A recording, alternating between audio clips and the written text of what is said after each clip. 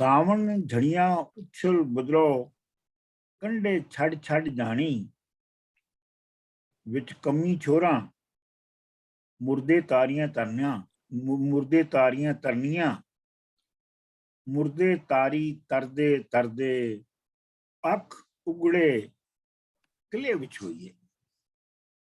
ਜਿਹੜੇ ਸੌਣ ਝੜੀਆਂ ਜਦੋਂ ਸੌਣ ਭਾਦੋਂ ਦੇ ਮਹੀਨਾ ਹੁੰਦਾ ਜਦੋਂ ਮੀਂਹ ਪੈਂਦੇ ਨੇ ਤੇ ਫਿਰ ਬਦਲਾਅ ਜਿਹੜੀ ਹੈ ਉਹ ਉਛਲ ਕੇ ਕੰਢਿਆਂ ਤੋਂ ਬਾਹਰ ਆ ਜਾਂਦੀ ਹੈ। ਇਹਦਾ ਮਤਲਬ ਇਹ ਹੈ ਕਿ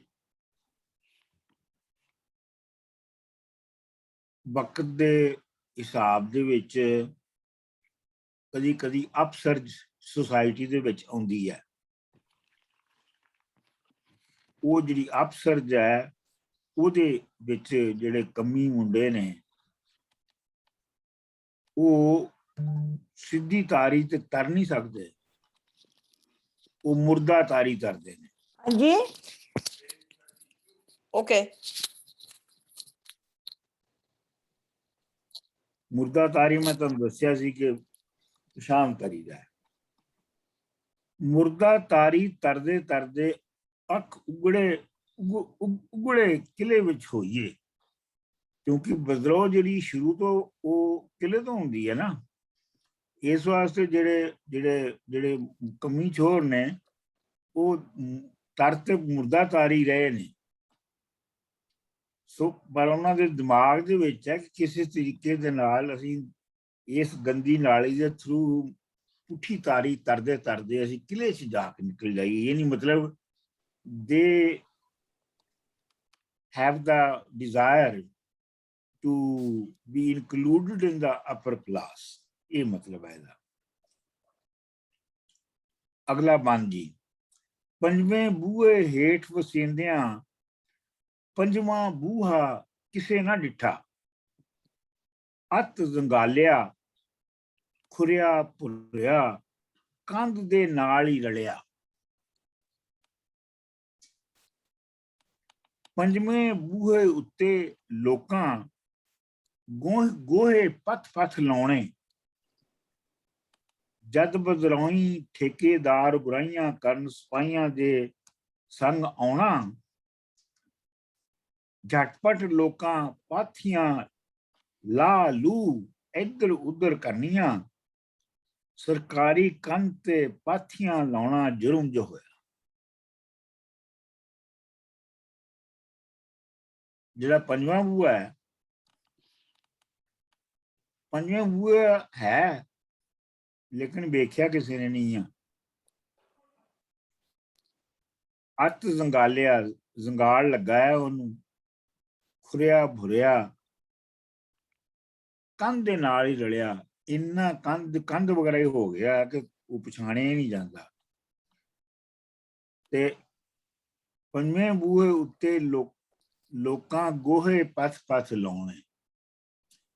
ਪੰਜਵਾਂ ਬੂਹਾ ਜਿਹੜਾ ਹੈ, ਜਿਹੜੇ ਪੰਜ ਦਾ ਜਿਹੜਾ ਫਿਗਰ ਹੈ, ਇਹ ਸਾਡੇ ਲਿਟਰੇਚਰ ਦੇ ਵਿੱਚ ਪੰਜਾਬੀ ਕਲਾਸਿਕ ਦੇ ਵਿੱਚ ਇਹ ਬਹੁਤ ਕਈਆਂ ਰੰਗਾਂ ਤੇ ਕਈਆਂ ਢੰਗਾਂ 'ਚ ਵਰਤਿਆ ਜਾਂਦਾ ਹੈ। ਪੰਜ ਜਿਹੜਾ ਹੈ, ਵਾਰਿਸ ਸ਼ਾਹ ਨੇ ਪੰਜ ਪੀਰ ਕਹੇ ਨੇ ਤੇ ਪੰਜ ਹਵਾਸ ਉਹਨਾਂ ਨੂੰ ਕਿਹਾ ਕਿ ਪੰਜ ਹਵਾਸ ਨੇ। ਇੱਥੇ ਇਸ ਨਜ਼ਮ ਦੇ ਵਿੱਚ ਲੱਗਦਾ ਹੈ ਕਿ ਜਿਹੜਾ ਪੰਜਵਾਂ ਬੂਹਾ ਹੈ ਉਹਦੀ ਖਸੀਅਤ ਇਹ ਹੈ ਕਿ ਇੱਕ ਤੇ ਉਹ ਲੋਕਾਂ ਦੇ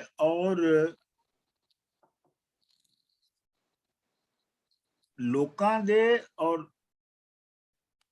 ਬਾਕੀ ਜਿਹੜੇ ਅਮੀਰ ਜਾਂ ਜਿਹੜੇ ਹੈਵਜ਼ ਨੇ, ਪੰਜਵਾਂ ਬੂਹਾ ਇੱਕ ਤੇ ਉਹਨਾਂ ਦੇ ਦਰਮਿਆਨ ਰੋਕ ਹੈ, ਹੈਵਜ਼ ਔਰ ਹੈਵ ਨਾਟਸ ਦਰਮਿਆਨ। ਨਾਲ ਇਹ ਵੀ ਹੈ ਕਿ ਜੇ ਪੰਜਵੇਂ ਬੂਹੇ ਨੂੰ ਅਸੀਂ ਪੂਰੀ ਕਲਾਸਿਕ ਦੇ ਵਿੱਚ ਦੇਖੀਏ ਤੇ ਪੰਜਵਾਂ ਬੂਹਾ ਹੀ ਹੈ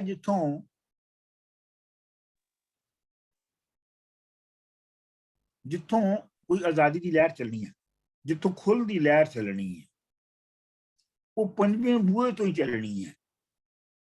ਇਹਦਾ ਅੱਗੇ ਥੋੜਾ ਜਿਹਾ ਇਸ਼ਾਰਾ ਵੀ ਆ ਜਾਏਗਾ। ਲੇਕਿਨ ਕਿਉਂਕਿ ਅਜੇ ਸੁਰਤ ਨਹੀਂ ਆਈ ਲੋਕਾਂ ਨੂੰ ਪੰਜਵੇਂ ਬੂਹੇ ਤੋਂ ਬਾਹਰ ਬਦਲਾਅ ਤੇ ਜਿਹੜੇ ਰਹਿੰਦੇ ਨੇ, ਤੇ ਉਹ ਪੰਜਵੇਂ ਬੂਹੇ ਦੀ ਥਾਂ, ਪੰਜਵੇਂ ਬੂਹੇ ਦੀ ਹਸਤੀ ਨੂੰ ਰੀਅਲਾਈਜ਼ ਕਰਨ ਦੀ ਥਾਂ ਉਹ ਉਹਦੇ ਉੱਤੇ ਗੋਹੇ ਦੀਆਂ ਪਾਥੀਆਂ ਪੱਥ ਕੇ ਲਾ ਦਿੰਦੇ ਨੇ। ਸਰ ਸੁਰਤ ਮੀਨਸ ਆਰ ਵੀ ਸੇਇੰਗ ਰੈਵੋਲੂਸ਼ਨ ਜਿੱਥੋਂ ਆਉਣਾ? ਸੁਰਤ ਜਿਹੜਾ ਅਵੇਅਰਨੈਸ, ਕੌਨਸ਼ੀਅਸਨੈਸ। ਸ਼ਾਹ ਕਾਲੀ ਤੁਹਾਨੂੰ ਸੁਣਾਇਆ ਸੀ ਸ਼ਾਹ ਹੁਸੈਨ ਦੀ ਲਾਈਨ। ਨਹੀਂ ਮਤਲਬ ਇਸ this where the revolution is going to start, ਇਹ ਕਹਿ ਰਿਹਾ? ਇਹ ਮਤਲਬ ਇਹ ਹੈ ਕਿ ਪੋਟੈਂਸ਼ੀਅਲ ਉਸ ਥਾਂ ਤੇ ਹੈ, ਉਸ ਬੂਹੇ 'ਚ ਹੈ। ਕਿਉਂਕਿ ਬਾਕੀ ਜਿਹੜੇ ਨੇ, ਬਾਕੀ ਜੋ ਵੀ ਪੰਜਵੇਂ ਬੂਹੇ ਤੋਂ ਚਾਰ ਬੂਹਿਆਂ ਵਾਲੇ ਜਿਹੜੇ ਹੈਗੇ ਨੇ, ਉਹ ਤੇ ਉਸ ਸਿਸਟਮ ਦੇ ਵਿੱਚ ਪ੍ਰਿਵਿਲੇਜਡ ਨੇ, ਤੇ ਉਹਨਾਂ ਨੂੰ ਤੇ ਉਸ ਸਿਸਟਮ ਨੂੰ ਰੱਖਣ ਦੇ ਵਿੱਚ ਇੰਟਰਸਟ ਹੈ ਨਾ, ਲਾਭ ਉਹਨਾਂ ਦਾ ਉਹਨਾਂ ਨੂੰ ਰੱਖਣ 'ਚ ਹੈ। ਲੇਕਿਨ ਇਹ ਜਿਹੜੇ ਪੰਜਵੇਂ ਬੂਹੇ ਤੋਂ ਬਾਹਰ ਰਹਿੰਦੇ ਨੇ, ਇਹ ਜਿਹੜਾ ਪੰਜਵਾਂ ਬੂਹਾ ਹੈ, ਆਉਣਾ ਜੋ ਹੈ ਉਹ ਤੇ ਤਬਦੀਲੀ ਤੇ ਉਹਦੇ ਰਾਹੀਂ ਆਉਣੀ ਹੈ। ਪਰ ਇੱਕ ਤੇ ਇਹ ਹੈ ਕਿ ਉਹਨੂੰ ਕਿਸੇ ਨੇ ਕਦੀ ਵੇਖਿਆ ਹੀ ਨਹੀਂ ਉਸ ਬੂਹੇ ਨੂੰ। ਅੱਛਾ, ਇਹਦੇ ਵਿੱਚ ਇਹਦੇ ਜਿਹੜੇ ਧੁਰ ਪਛਾਂ ਜਿਹੜਾ ਫਲਸਫਾ ਹੈ ਉਹ ਇਹ ਹੈ ਕਿ ਇਨਸਾਨ ਜਿਹੜਾ ਹੈ ਉਹ ਜਦੋਂ ਕੋਲੈਕਟਿਵਲੀ ਰਹਿੰਦਾ ਸੀ, ਹਜ਼ਾਰਾਂ ਸਾਲ, ਲੱਖਾਂ ਸਾਲ ਪਹਿਲੇ ਜਦੋਂ ਕੋਲੈਕਟਿਵਲੀ ਰਹਿੰਦਾ ਸੀ, ਤੇ ਉਸ ਕੋਲੈਕਟਿਵਿਟੀ ਦੀ ਕੋਈ ਪਰਛਾਵਾਂ ਸਾਡੇ ਕੋਲੈਕਟਿਵ ਚੇਤੇ ਵਿੱਚ ਹੈਗਾ।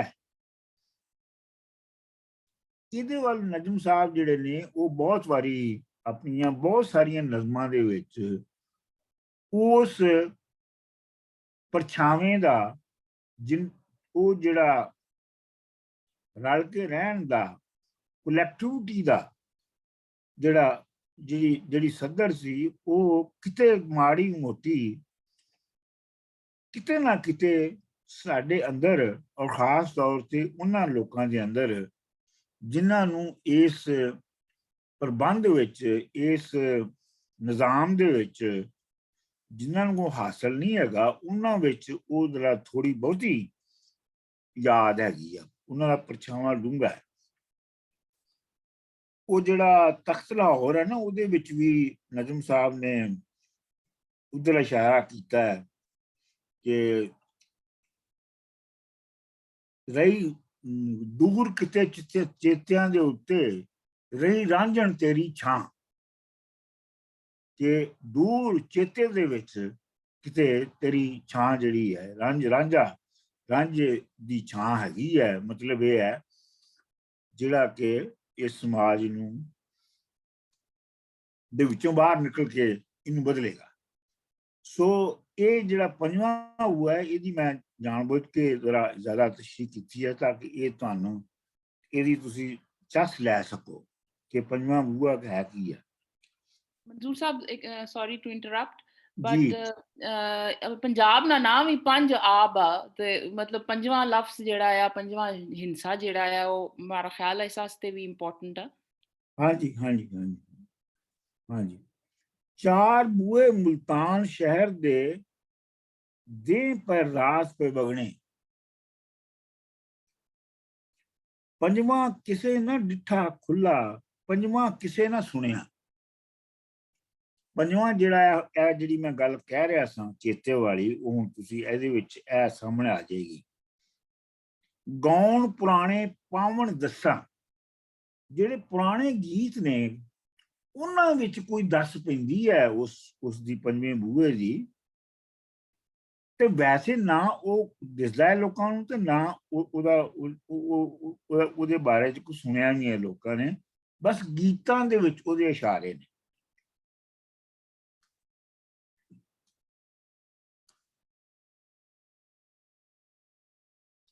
ਗਾਵਣ ਕਿਸੇ ਕਦ ਗੌਲੇ, ਤੇ ਗਾਉਣਾ ਦੇ ਜਿਹੜੇ ਗਾਉਣ ਹੁੰਦੇ ਨੇ ਉਹਨਾਂ ਨੂੰ ਕੌਣ ਸੀਰੀਅਸਲੀ ਕੋਈ ਲੈਂਦਾ ਹੈ।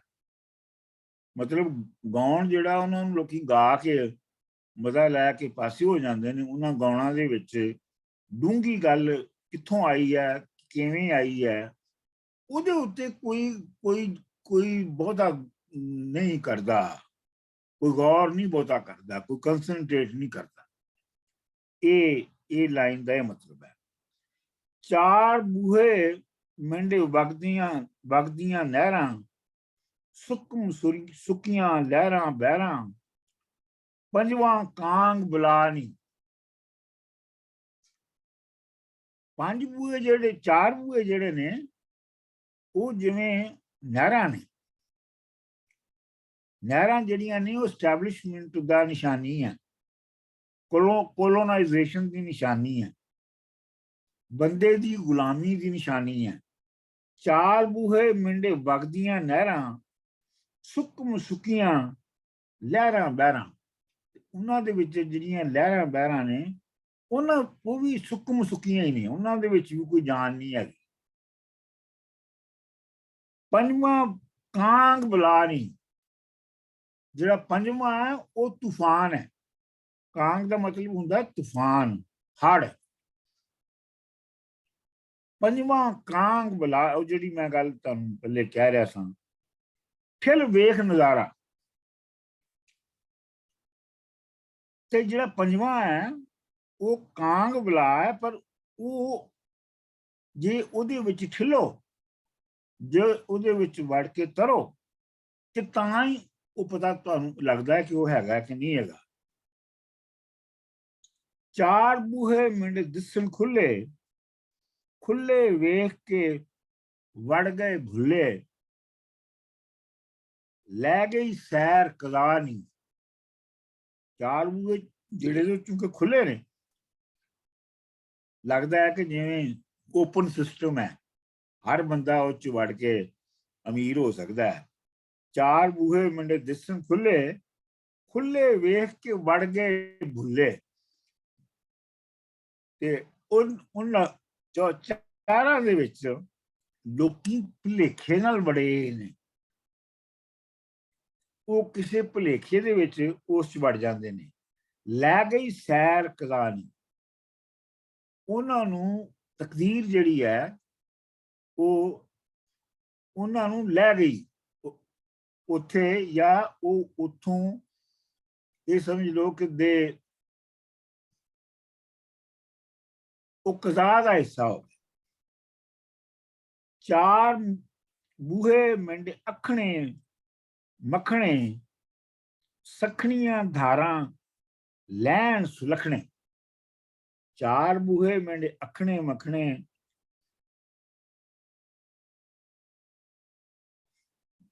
ਸਖਣੀਆਂ ਧਾਰਾਂ ਲੈਣ ਸੁਲਖਣੇ, ਹੱਥ ਮਿੱਟੀ ਚੱਖ ਸ਼ਫਾ ਨੀ। ਚਾਰ ਬੂਹੇ ਜਿਹੜੇ ਨੇ ਉਹ ਅੱਖਣੇ ਮੱਖਣੇ ਮਤਲਬ ਬੜੇ ਨਾਜ਼ੁਕ ਕਿਸਮ ਦੇ ਨੇ, ਬੜੇ ਸਟਲ ਨੇ। ਸਖਣੀਆਂ ਧਾਰਾਂ ਲੈਣ ਸੁਲਖਣੇ, ਤੇ ਐਮਪਟੀ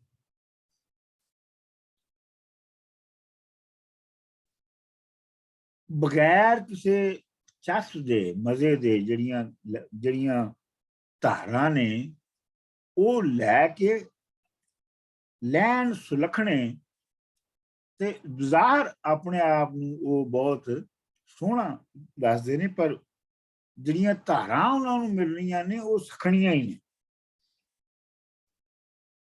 ਹੱਥ ਮਿੱਟੀ ਚੱਕ ਸ਼ਫਾ ਨੀ, ਜਿਹੜੀ ਸ਼ਫਾ ਹੈ, ਜਿਹੜਾ ਇਲਾਜ ਹੈ, ਜਿਹੜਾ ਦਾਰੂ ਹੈ, ਉਹ ਤੇ ਮਿੱਟੀ ਵਿੱਚ ਹੈ।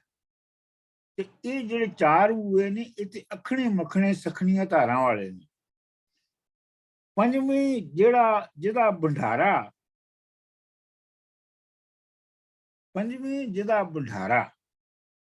ਪੰਜਵਾਂ ਜਿਹੜਾ ਹੈ ਉਹਦੇ ਭੰਡਾਰਾ ਉੱਥੇ ਹੈ, ਜਿਹੜਾ ਲੰਗਰ ਹੈ, ਜਿਹੜਾ ਕਲੈਕਟਿਵ ਖਾਣਾ ਬਹਿਣਾ ਰਹਿਣਾ ਉਹ ਪੰਜਵਾਂ ਹੈ। ਇਹ ਗਾਉਂਦੀਆਂ ਚੜੀਆਂ ਜੰਜਾਂ, ਇਹ ਗਾਉਂਦਿਆਂ ਗਏ ਮੁਕਲਾਵੇ, ਪਰ ਜਿਸ ਦਮ ਖੁੱਲਿਆ ਪੰਜਵਾਂ ਬੂਹਾ ਤੇ ਪਿੱਠ ਜ਼ਨਾਨੀਆਂ ਲੜੀਆਂ। ਨੀ ਮੇਰੀਆਂ ਪਾਥੀਆਂ ਤੂੰ ਲਾਈਆਂ, ਨਹੀਂ ਤੂੰ ਲਾਈਆਂ, ਨਹੀਂ ਤੂੰ ਲਾਈਆਂ। ਇਹ ਜਿਹੜੀ ਚਾਰ ਬੂਹੇ ਮੰਡੇ ਅੱਖਣੇ ਮੱਖਣੇ, ਇਹ ਸਾਰੀ ਜਿਹੜੀ ਬੰਤਰ ਸੀ, ਇਹ ਗਾਉਂਦੇ ਗਾਉਂਦੀਆਂ ਜੰਜਾਂ ਚੜੀਆਂ। ਮਤਲਬ ਕਹਿਣ ਦਾ ਮਤਲਬ ਹੈ ਕਿ ਸੁਸਾਇਟੀ ਜਿਹੜੀ ਹੈ ਉਹਦੀਆਂ ਜਨਰੇਸ਼ਨ ਦੀਆਂ ਜਨਰੇਸ਼ਨ ਗੁਜ਼ਰ ਗਈਆਂ। ਇਹ ਗਾਉਂਦਿਆਂ ਗਏ ਮੁਕਲਾਵੇ, ਇਹ ਤਾਂ ਤੁਹਾਨੂੰ ਪਤਾ ਹੀ ਹੈ ਮੁਕਲਾਵਾ ਕੀ ਹੁੰਦਾ। ਪਰ ਜਿਸ ਦਮ ਖੁੱਲਿਆ ਪੰਜਵਾਂ ਬੂਹਾ ਤੇ ਪਿੱਠ ਜ਼ਨਾਨੀਆਂ ਲੜੀਆਂ। ਜਦ ਪੰਜਵਾਂ ਬੂਹਾ ਜਿਹਨੂੰ ਕਦੀ ਕਿਸੇ ਨੇ ਵੇਖਿਆ ਨਹੀਂ ਸੀ, ਜਿਹਦਾ ਕਦੀ ਕਿਸੇ ਨੇ ਸੁਣਿਆ ਨਹੀਂ ਸੀ, ਜਿੱਥੇ ਪਾਥੀਆਂ ਲੱਗੀਆਂ ਹੋਈਆਂ ਸਨ, ਜਦੋਂ ਉਹ ਖੁੱਲਿਆ ਤੇ ਉਹ ਪਾਥੀਆਂ ਲਾਉਣ ਵਾਲੇ ਆਪਸ ਉਹ ਪਾਥੀਆਂ ਲਾਉਣ ਵਾਲਿਆਂ ਦੇ ਵਿੱਚ ਲੜਾਈ ਹੋ ਗਈ ਹੈ।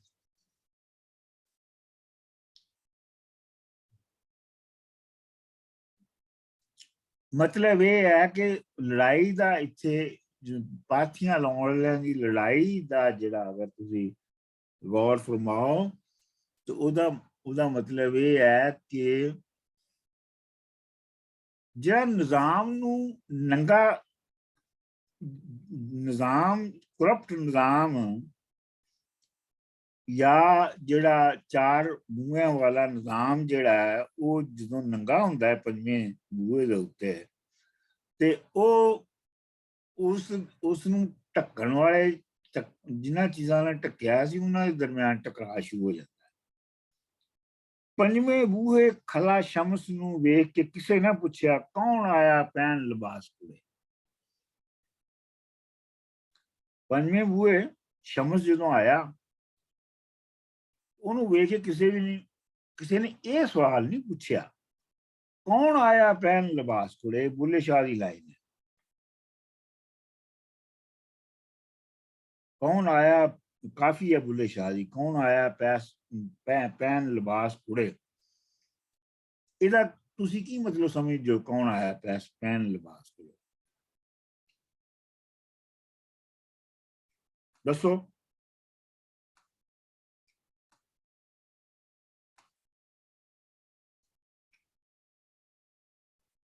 हाँ जी, कोई डॉक्टर साहब इसका मतलब ये तो नहीं कि दिखावा करना, कौन आया पैन लिबास कुड़े। लिबास एक दिखावे नहीं भी एग्जांपल ही माड़ी गैस ही है, ज़ाहिर है, मुझे पता नहीं।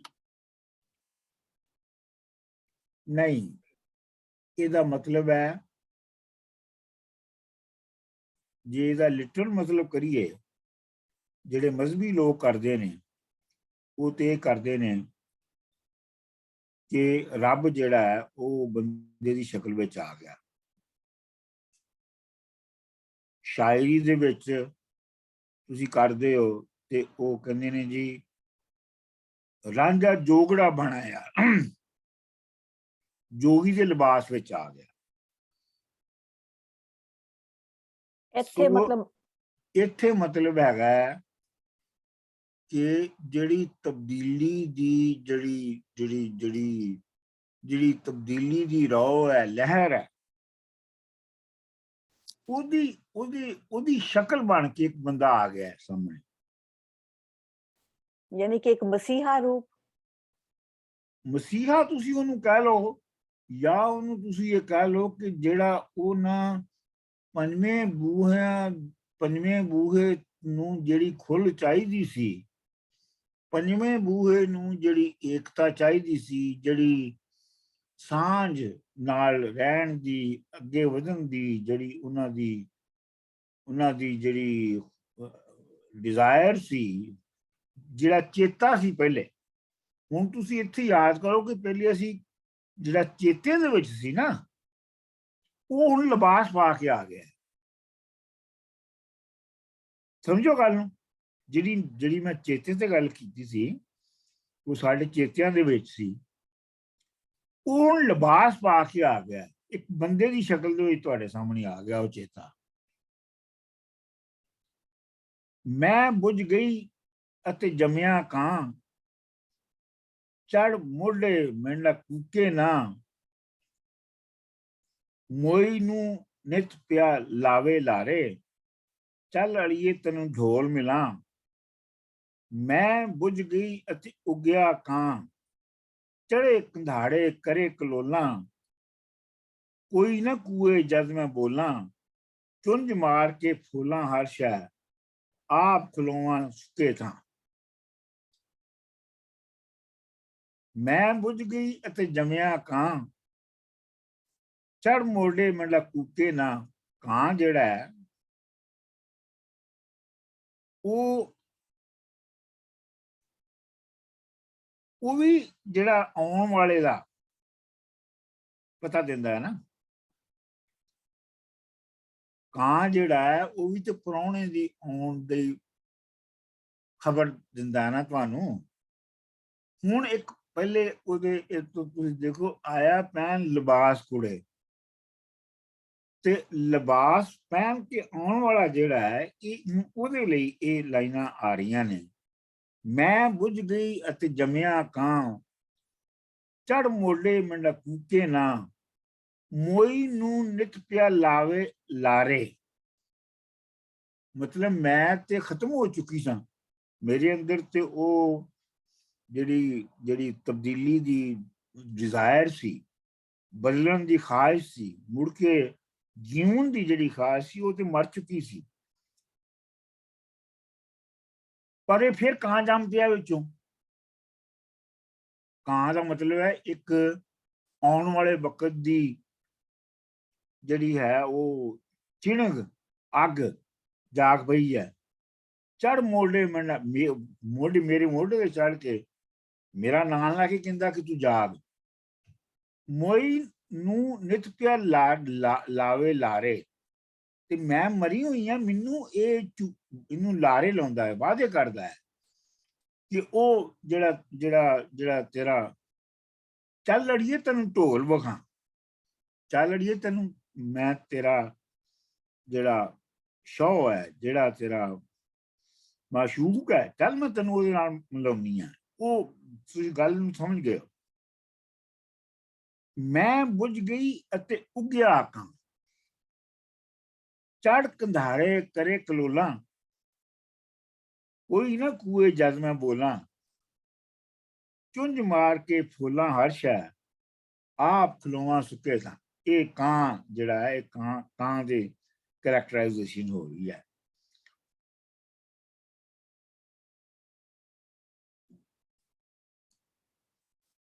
ਮੁੰਡਿਆਂ ਕੋ ਕੁੜੀਆਂ ਆਉਣਾ ਹੁਮ ਹੁਮਾ ਕੇ, ਵਿੱਚ ਜੋਤੀ ਵੀ ਹੋਣਾ। ਅਜੀ ਇਹੋ ਹੀ ਹੈ ਨਾ ਸਹੀ ਸਾਹਿਬ? ਡਾਕਟਰ ਸਾਹਿਬ ਸਾਡਾ ਤੇ ਬਹੁਤ ਕਨਫਿਊਜ਼ਿੰਗ ਹੈਗਾ ਇੱਥੇ, ਇਟਸ ਡਿਫਰੈਂਟ। ਮੈਨੂੰ ਇਹ ਲੱਗਦਾ ਇਹਦੇ ਵਿੱਚ ਕੁਝ ਮਿਸਿੰਗ ਮੈਨੂੰ ਲੱਗਦਾ। ਹਾਂਜੀ, ਉਹ ਅਸੀਂ ਤਾਂ ਬੜੇ, ਤੁਸੀਂ ਅਸੀਂ ਤਾਂ ਗਵਾਚ ਹੀ ਗਏ ਆ। ਡਾਕਟਰ ਸਾਹਿਬ ਮੈਨੂੰ ਲੱਗਦਾ ਤੁਸੀਂ ਇੱਕ ਪੇਜ ਜਿਹੜਾ ਸਕਿਪ ਕੀਤਾ। ਅੱਛਾ, ਇਹ ਫਿਰ ਮੇਰੇ ਕੋਲ ਨਹੀਂ ਹੈਗਾ, ਮੈਨੂੰ ਲੱਗਦਾ ਹੈ ਕਿ ਇਹਦੇ ਵਿੱਚ ਕੁਝ ਸਕਿਪ ਹੋਇਆ। ਇਹ ਜਿਹੜਾ ਤੁਸੀਂ ਆਖਿਆ ਨਾ, ਕੌਣ ਆਇਆ ਪੈਨ ਲਿਬਾਸ ਕੁੜੇ, ਉਸਨੇ ਬਾਅਦ ਜਿਹੜਾ ਮਾੜੇ ਕੋਲ ਪੇਜ ਆ ਉਸੇ ਚ ਪੰਜਵੇਂ ਬੂਹੇ ਬਾਹਰ ਸ਼ਮਸ ਜਾਂ ਕੀਤਾ ਡੇਰਾ ਪੌਣਾ ਸੜਕ ਤੇ ਡੇਰਾ। ਨਾ ਇਹ ਮੇਰੇ ਕੋਲ ਨਹੀਂ ਹੈਗਾ ਇੱਥੇ, ਸ਼ਾਇਦ ਅੱਗੇ ਦੇਖਣ ਤੋਂ ਸ਼ਾਇਦ ਇਹਨਾਂ ਨੇ ਅੱਗੇ ਗਲਤ ਲਾਤਾ। ਇਹ ਜਿਹੜੀ ਆਪਣਾ org.com ਵਾਲੀ ਜਿਹੜੀ ਵੈਬਸਾਈਟ ਹੀ ਨਾ, ਉਹ ਮੈਂ ਖੋਲੀ। ਆਪਣਾ ਵਾਲੀ ਮੈਂ ਵੀ ਆਪਣਾ ਵਾਲੀ ਤੋਂ ਦੇਖ ਰਿਹਾ। ਨਹੀਂ ਤੁਸਾਂ ਨਹੀਂ ਇੱਥੇ ਇਸ ਲਿੰਕ ਭੇਜਿਆ ਸਾ ਪਹਿਲੋਂ।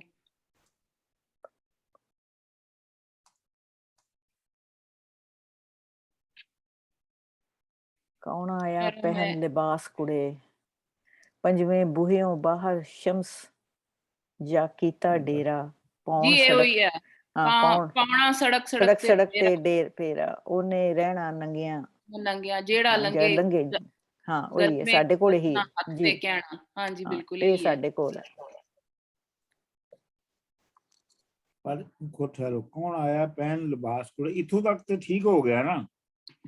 जी जी ये मैं चैट विच बाया तुसाना लिंक इस विच पेज नंबर 29 सी ना?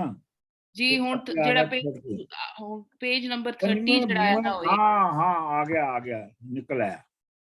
पंजवें बूहों बाहर शमस चा कीता डेरा, पौना सड़क ते फेरा, उन्हें रहना नंगिया, जेड़ा लंघे गलमे घतना हथ से कहना। गलमे का मतलब होता है तो गाल तो फड़ लेना। गलमे जेड़ा लंघे गलमे घतना हथ से कहना, दस केड़ा है घर वाला के सखना वेड़ा है। तेरी को अपनी अपनी हस्ती भी है कि तू खाली टींगनी है, शै ही है जिवें बाकी दियां शैवां ने। अगले अपना गला छुड़ाउणा ते शमस वास्ता पाउणा, आख कुआरिया मैं शमस, मैं आपे शमस, मैंडा अंदर बाहर सूरज,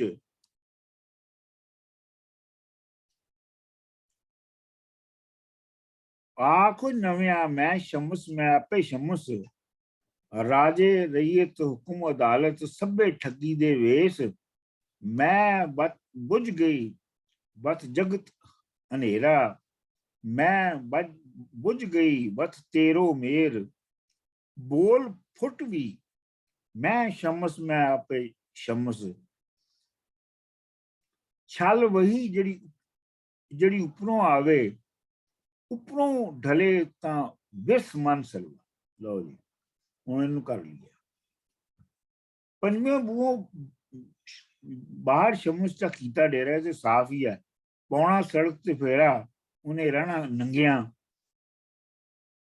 वो नंगा रहिंदा, वो कपड़े जिहड़े ने उन्हां दी भी ਉਹ ਸਿਸਟਮ ਦੇ ਨਾਲ, ਕਿਉਂਕਿ ਕੱਪੜੇ ਪਾਉਣੇ ਵੀ ਤੇ ਸਿਸਟਮ ਦੇ ਹਿੱਸਾ ਹੋਣਾ ਹੈ ਨਾ, ਉਹਦੇ ਤੋਂ ਵੀ ਆਜ਼ਾਦ ਹੈ। ਜਿਹੜਾ ਲੰਘੇ ਗਲਮੇ ਹੱਥ घतना हथ ते कहना, दस केड़ा है घर वाला के सखना वेड़ा है। अगले अपना गला छुड़ाना ते शमस वास्ता, आख कुआरिया मैं शमस, मैं आपे शमस। कुआरा वो है जेड़ा कुआरा अनमैरिड, जिहदी सिस्टम दे नाल मैरिज नहीं अजे हुई, सिस्टम दे नाल मैरिज नहीं हुई, ये कुआरा उन्हां मैरिज च। मैंडा अंदर बाहर सूरज, यानी शमस जेड़ा है वो अंदर बाहर सूरज का नाम है। आखो नव्या मैं शमस, मैं आपे शमस। हूँ अपनी जी फलसफा है शमस दे रहा है, राजे रईयत हुकुम अदालत सब ठगी दे वेस, ये सब ठगी दे भेस ने। मैं बुझ गई बस जगत हनेरा, हनेरा जे मैं जी जिस मैं रिप्रजेंट कर रहे हैं, जिहदी मैं हस्ती बन के सामने तुहाडे आया, जिहड़ा मैं लिबास दे पिछे हाँ, अगर मैं बुझ गई तो इस जगत विच हनेरा हो जाना है, दुनिया च हनेरा हो जाना है। मैं बुझ गई बत तेरो मेरा, मैं जिहड़ी ओ कलैक्टिव शमस दी जिहड़ी स्पिरिट है, अगर वो मुक जाती है तो फिर मेरा तेरा मेरो तेर हो जाता है। यानी क्लास जिहड़ी है, लालच जिहड़ा है, खोखिस जिहड़ी है एक दूजे कोलों, वो शुरू हो जाती है। फिर ये शुरू हो जाता कि आ तेरा है ते मेरा है। बोल फुट भी मैं शमस, मैं आपे शमस, छल वही जिहड़ी उपरों आवे, जिहड़ी वही रेवलेशन उत्तों आसमाना तो आउंदी है, वो भुलेखा है। छल है, धोखा है। उपरों ढले तां विस मन सलवा, जे उत्तों मनो सलवा भी आवे।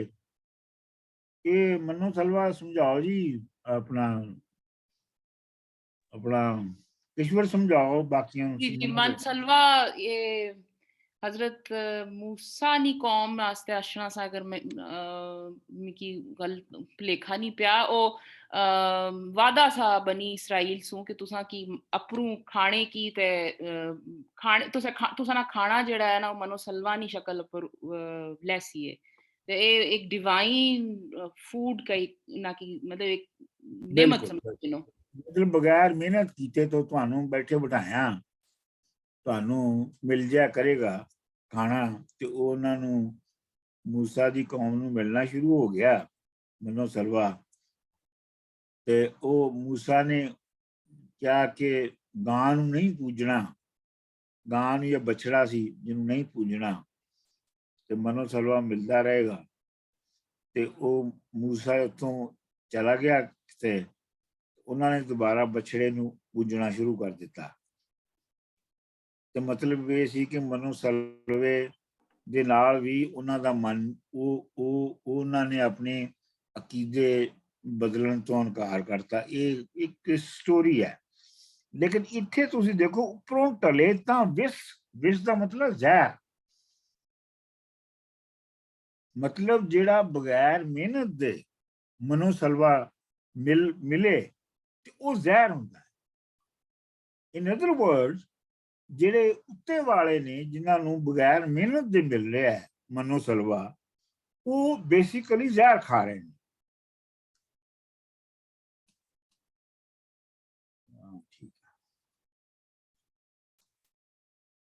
ਜਿਹੜੀ ਲौ ਨਾ ਸੀਨਿਓ ਸਿਮ ਕੇ ਹੱਥ ਚਮਕਾਰੇ, ਉਹ ਜਾਣੀ ਪਰਛਾਵਾਂ। ਜਿਹੜੀ ਰੋਸ਼ਨੀ ਵੀ ਤੁਹਾਡੇ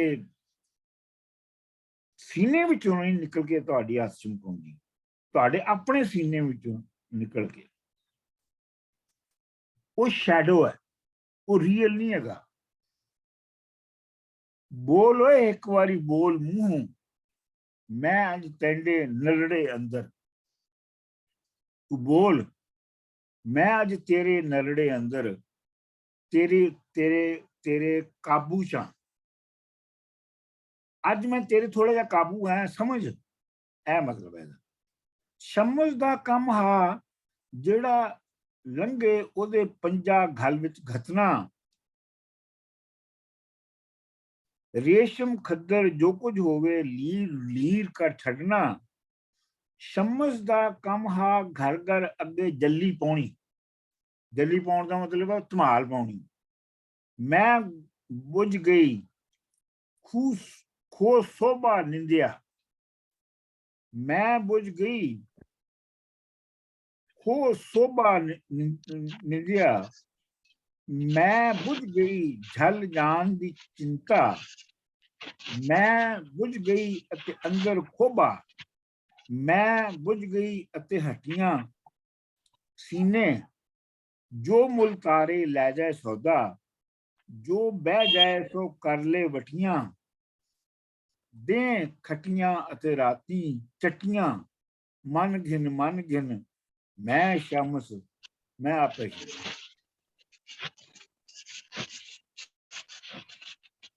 ਮੈਂ ਬੁੱਝ ਗਈ ਹੋ ਸ਼ੋਭਾ ਨਿੰਦਿਆ। ਜਿਹੜੀ म्यूट करो जी, म्यूट प्लीज। ਜਿਹੜੀ ਸਿੰਦਰ ਜੀ। ਖੂਬਸੂਰਤੀ ਹੈ ਉਹ ਖੂਹ ਪੈ ਜਾਣੀ ਹੈ ਜਦੋਂ ਮੈਂ ਬੁੱਝ ਗਈ। ਮੈਂ ਬੁੱਝ ਗਈ ਝਲ ਜਾਣ ਦੀ ਚਿੰਤਾ। ਮੈਂ ਅਗਰ ਬੁੱਝ ਗਈ ਤੇ ਜਿਹੜੀ ਜਾਨ ਹੈ ਤੁਹਾਡੀ ਚਿੰਤਾ ਦੇ ਤੂਫਾਨਾਂ ਚ ਆ ਜਾਣੀ ਹੈ। ਮੈਂ ਬੁੱਝ ਗਈ ਅਤੇ ਅੰਦਰ ਖੋਭਾ। ਮੈਂ ਬੁੱਝ ਗਈ, ਖੋਭੇ ਦਾ ਤੁਹਾਨੂੰ ਪਤਾ ਹੁੰਦਾ ਚਿੱਕੜ। ਮੈਂ ਬੁੱਝ ਗਈ ਅਤੇ ਹੱਟੀਆਂ ਸੀਨੇ। ਤੁਹਾਡੇ ਸੀਨੇ ਦੁਕਾਨਾਂ ਬਣ ਜਾਣੀਆਂ ਨੇ। ਜੋ ਮੁੱਲ ਤਾਰੇ ਲੈ ਜਾਏ ਸੌਦਾ, ਜਦੋਂ ਸੀਨਾ ਹੱਟੀ ਹੋ ਗਿਆ ਤੇ ਫਿਰ ਜਿਹੜਾ ਵੀ ਪੈਸੇ ਦੇਵੇ ਉਹ ਜਿਹੜੀ ਉਹ ਲੈ ਜਾਏ ਆ ਕੇ ਉੱਥੋਂ ਸੌਦਾ। ਫਿਰ ਉਹ ਤੇ ਕਮੋਡਿਟੀ ਹੋ ਗਈ, ਸ਼ੈ ਹੋ ਗਈ, ਵਿਕਾਊ ਵਸਤੂ ਹੋ ਗਈ। ਉਹ ਫਿਰ ਹਸਤੀ ਬੰਦੇ ਦੀ ਤੇ ਨਾ ਰਹਿ ਗਈ। ਜੋ ਮੁੱਲ ਤਾਰੇ ਲੈ ਜਾਏ ਸੌਦਾ, ਜੋ ਬਹਿ ਜਾਏ ਸੋ ਕਰ ਲੈ ਬਟੀਆਂ। ਜਿਹੜਾ ਵੀ ਬਹਿ ਜਾਏ ਉਹ ਵਟਾਂਦਰਾ ਕਰ ਲਵੇ ਚੀਜ਼ਾਂ ਦਾ ਆਪਸ ਚ। ਦੇ ਖਟੀਆਂ ਅਤੇ ਰਾਤੀ ਚੱਕੀਆਂ। ਉਹਨਾਂ ਦੇ ਫਿਰ ਦਿਨ ਜਿਹੜੇ ਨੇ ਉਹ ਖੱਟੀ ਕਰਨ ਚ, ਅਰਨ ਕਰਨ ਚ ਲੰਘਦੇ ਨਹੀਂ। ਲਿਟਰ ਮਤਲਬ ਇਹਦਾ ਇਹ ਹੈ। ਤੇ ਰਾਤੀ ਚੱਟੀਆਂ, ਚੱਟੀ ਹੁੰਦਾ ਜੁਰਮਾਨਾ।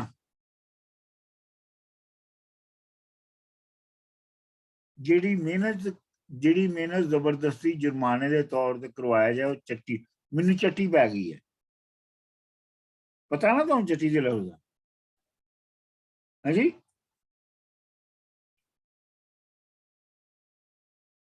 जी डॉक्टर साहब। मन घिन मैं शमस, मैं आपे शमस। मन घिन का मतलब लैला, फड़ लै, अपने दिल दे नाल ला लै। कुक्कड़ खे तालीम मदरसे, ये हुण शमस डिफाइन कर रहा है जिहड़ी एस्टैबलिशमेंट दी जिहड़ी एजुकेशन है। कुक्कड़ खे तालीम मदरसे, ये जिवें कुक्कड़ मिट्टी उडाउंदे ने, ये उस तरह की खेड हैगी है ये एजुकेशनल इंस्टीट्यूशन जिहड़ी है। बांग डकार मते मनसूबे, बांग जिहड़ी है इन्हां दी ਉਹ ਜਿਵੇਂ ਕੋਈ ਡਕਾਰ ਮਾਰਦਾ ਹੈ, ਇਹਨਾਂ ਦੇ ਸਾਰੇ ਜਿਹੜੇ ਮਨਸੂਬੇ ਨੇ, ਇਹਨਾਂ ਦੀ ਸਾਰੀ ਜਿਹੜੀ ਪ੍ਰਪੋਜ਼ਲਸ ਨੇ, ਜਿਹੜੇ ਇਹਨਾਂ ਦੇ ਅੱਖ ਅਥਰਾ ਸਭ ਝੱਲੀ, ਸਭ ਝਿੱਲੀ ਉੱਲੀ। ਉਹ ਅਥਰਾ ਦੀ ਬਿਮਾਰੀ ਹੁੰਦੀ ਹੈ ਨਾ ਇੱਕ, ਜਿਹੜੀ ਅੱਖਾਂ ਨੂੰ ਲੱਗਦੀ ਹੈ। ਕਿਉਂ ਜੀ ਸਹੀ ਸਾਹਿਬ? ਅਥਰਾ ਦੀ ਬਿਮਾਰੀ ਹੁੰਦੀ ਹੈ, ਕੀ ਹੁੰਦੀ ਹੈ ਭਲਾ? ਮੈਨੂੰ ਯਾਦ ਨਹੀਂ ਆ ਰਿਹਾ ਵੈਸੇ। कैटरैक्ट डॉक्टर साहब। ਹਾਂਜੀ, कैटरैक्ट। ਅੱਛਾ, ਕਾਟਰੈਕਟ ਹੁੰਦੀ ਹੈ। ਉਹ ਮੈਂ ਜਿਹਨੂੰ ਕਹਿੰਦੇ ਨੇ ਮੋਤੀਆ ਉਤਰ ਆਇਆ। मोतिया। ਅੱਛਾ ਜੀ। ਅੱਖ ਅਠਰਾ ਸਭ ਝਿੱਲੀ ਪੈ, ਉਹ ਮਤਲਬ ਉਹਦੇ ਉੱਤੇ ਝਿੱਲੀ ਆ ਗਈ ਹੈ। ਤੇ ਜਿਵੇਂ ਉੱਲੀ, ਤੇ ਉੱਲੀ ਵੀ ਤੁਹਾਨੂੰ ਪਤਾ ਹੈ ਕੋਈ ਚੀਜ਼ ਜਦੋਂ ਉਹ ਡੀਜਨਰੇਟ ਹੁੰਦੀ ਆ, ਕੋਈ ਲਿਕੁਇਡ, ਤੇ ਉਹਦੇ ਉੱਤੇ ਉੱਲੀ ਆ ਜਾਂਦੀ ਹੈ ਨਾ। ਫੰਗਸ ਵੀ ਕਹਿੰਦੇ ਡਾਕਟਰ ਸਾਹਿਬ, ਫੰਗਸ ਆ ਗਈ। ਹਾਂਜੀ, ਫੰਗਸ ਆ ਜਾਂਦੀ ਹੈ। ਜੀ ਜੀ। ਦਿਲ ਦਰਿਆ ਰਤ ਰੇਤ ਕਦੂਰਤ, ਦਿਲ ਜਿਹੜਾ ਹੈ ਉਹ ਦਰਿਆ ਵਾ। ਜਿਹੜੀ ਰਤ ਹੈ, ਖੂਨ ਹੈ, ਉਹ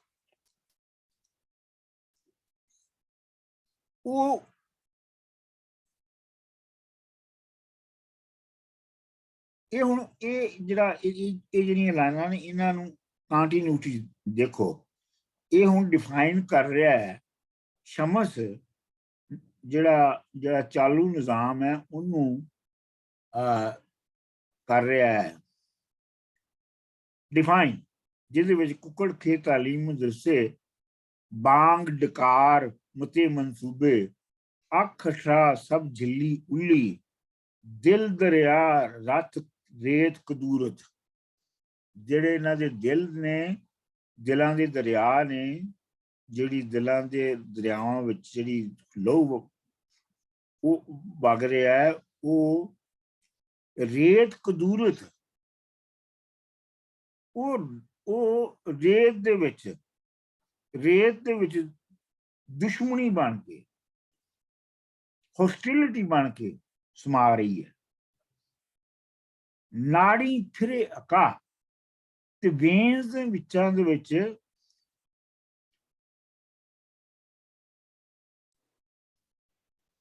ਅੱਕ ਜਾਣ ਦੀ,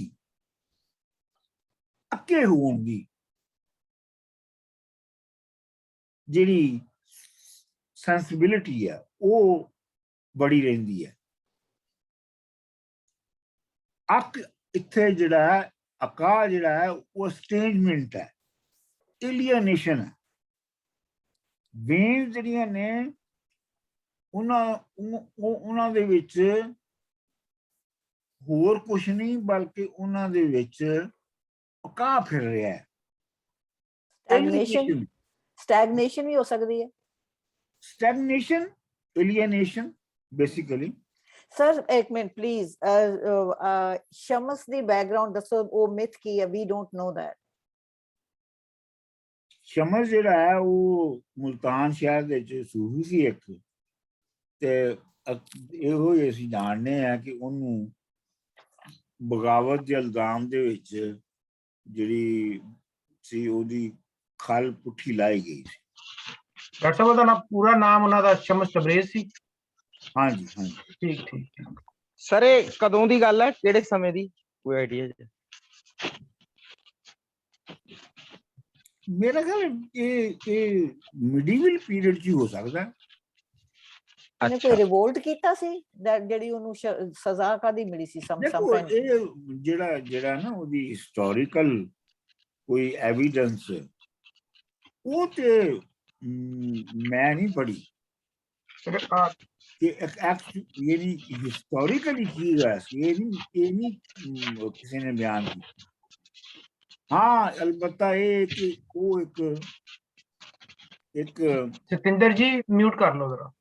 ਉਹ ਇੱਕ ਬਗਾਵਤ ਦਾ ਸਿੰਬਲ ਦੇ ਤੌਰ ਦੇ ਉੱਤੇ ਨਜਮ ਹੁਸੈਨ ਸਈਦ ਹੋਰਾਂ ਨੇ ਜਿਹੜੇ ਪੰਜਾਬ ਦੀ ਜਿਹੜੀ ਮਲੋਹਾ ਦੀ ਜਿਹੜੀ ਰਹਿਤਲ ਹੈ ਉਹਦੇ ਵਿੱਚ ਬਹੁਤ ਸਾਰੇ ਕਰੈਕਟਰ ਜਿਹੜੇ ਨੇ ਉਹਨਾਂ ਨੂੰ ਦੁਬਾਰਾ ਤੋਂ ਜ਼ਿੰਦਾ ਕੀਤਾ ਹੈ। ਮਿਸਾਲ ਦੇ ਤੌਰ ਤੇ ਦੁੱਲਾ ਭੱਟੀ ਹੈ। ਦੁੱਲਾ ਭੱਟੀ ਜਿਹੜਾ ਉਹਨਾਂ ਦਾ ਦੂਸਰਾ ਜਿਹੜਾ ਡਰਾਮਾ ਹੈ ਨਾ ਤਖਤ ਲਾਹੌਰ, ਉਹ ਦੁੱਲੇ ਭੱਟੀ ਦੀ ਬਗਾਵਤ ਤੇ ਹੈ ਨਾ। ਤੇ ਬਲਕਿ ਉਸ ਡਰਾਮੇ ਦੇ ਛਪਣ ਤੋਂ ਬਾਅਦ ਦੁੱਲੇ ਭੱਟੀ ਦੀ ਬਹੁਤੀ ਗੱਲ ਹੋਈ ਹੈ ਸਾਡੇ ਪੰਜਾਬ 'ਚ, ਉਸ ਤੋਂ ਪਹਿਲੇ ਬਹੁਤ ਘੱਟ ਹੁੰਦੀ ਸੀ ਗੱਲ। ਤੇ ਇੱਕ ਜਿਹੜੀ ਨਜਮ ਹੁਸੈਨ ਸਈਦ ਹੋਰੀ ਕਰਦੇ ਨੇ ਕੰਮ, ਉਹ ਇਹ ਵੀ ਨਾਲ ਕਰਦੇ ਨੇ ਕਿ ਜਿਹੜੀ ਬਗਾਵਤ ਦੇ ਪੁਰਾਣੇ ਜਿਹੜੇ ਨਿਸ਼ਾਨ ਨੇ, ਸਿੰਬਲਸ ਨੇ, ਉਹਨਾਂ ਨੂੰ ਦੁਬਾਰਾ ਤੋਂ ਜ਼ਿੰਦਾ ਕਰਦੇ ਨੇ। ਔਰ ਜਿਹੜੇ ਲੋਕਾਂ ਦੇ ਵਿੱਚ ਨੋਨ ਨੇ ਬਗਾਵਤ ਦੇ ਨਿਸ਼ਾਨ ਜਿਵੇਂ ਰਾਂਝਾ, ਤੇ ਉਹਨਾਂ ਨੂੰ ਰੀਇੰਟਰਪ੍ਰੈਟ ਕਰਦੇ ਨੇ। ਸੋ ਇਸ ਤਰੀਕੇ ਨਾਲ ਇਹਨੂੰ ਵੇਖੋ ਤੁਸੀਂ। ਮੈਂ ਬੁੱਝ ਗਈ ਤਾਂ ਖੁੱਲ ਨਾੜੀ ਫਿਰੇ ਅਕਾ, ਮੈਂ ਬੁੱਝ ਗਈ ਤਾਂ ਖੁੱਲ ਦੀ ਫਾਹੀ। ਖੁੱਲ ਦਾ ਮਤਲਬ ਆਜ਼ਾਦੀ, ਫਰੀडम।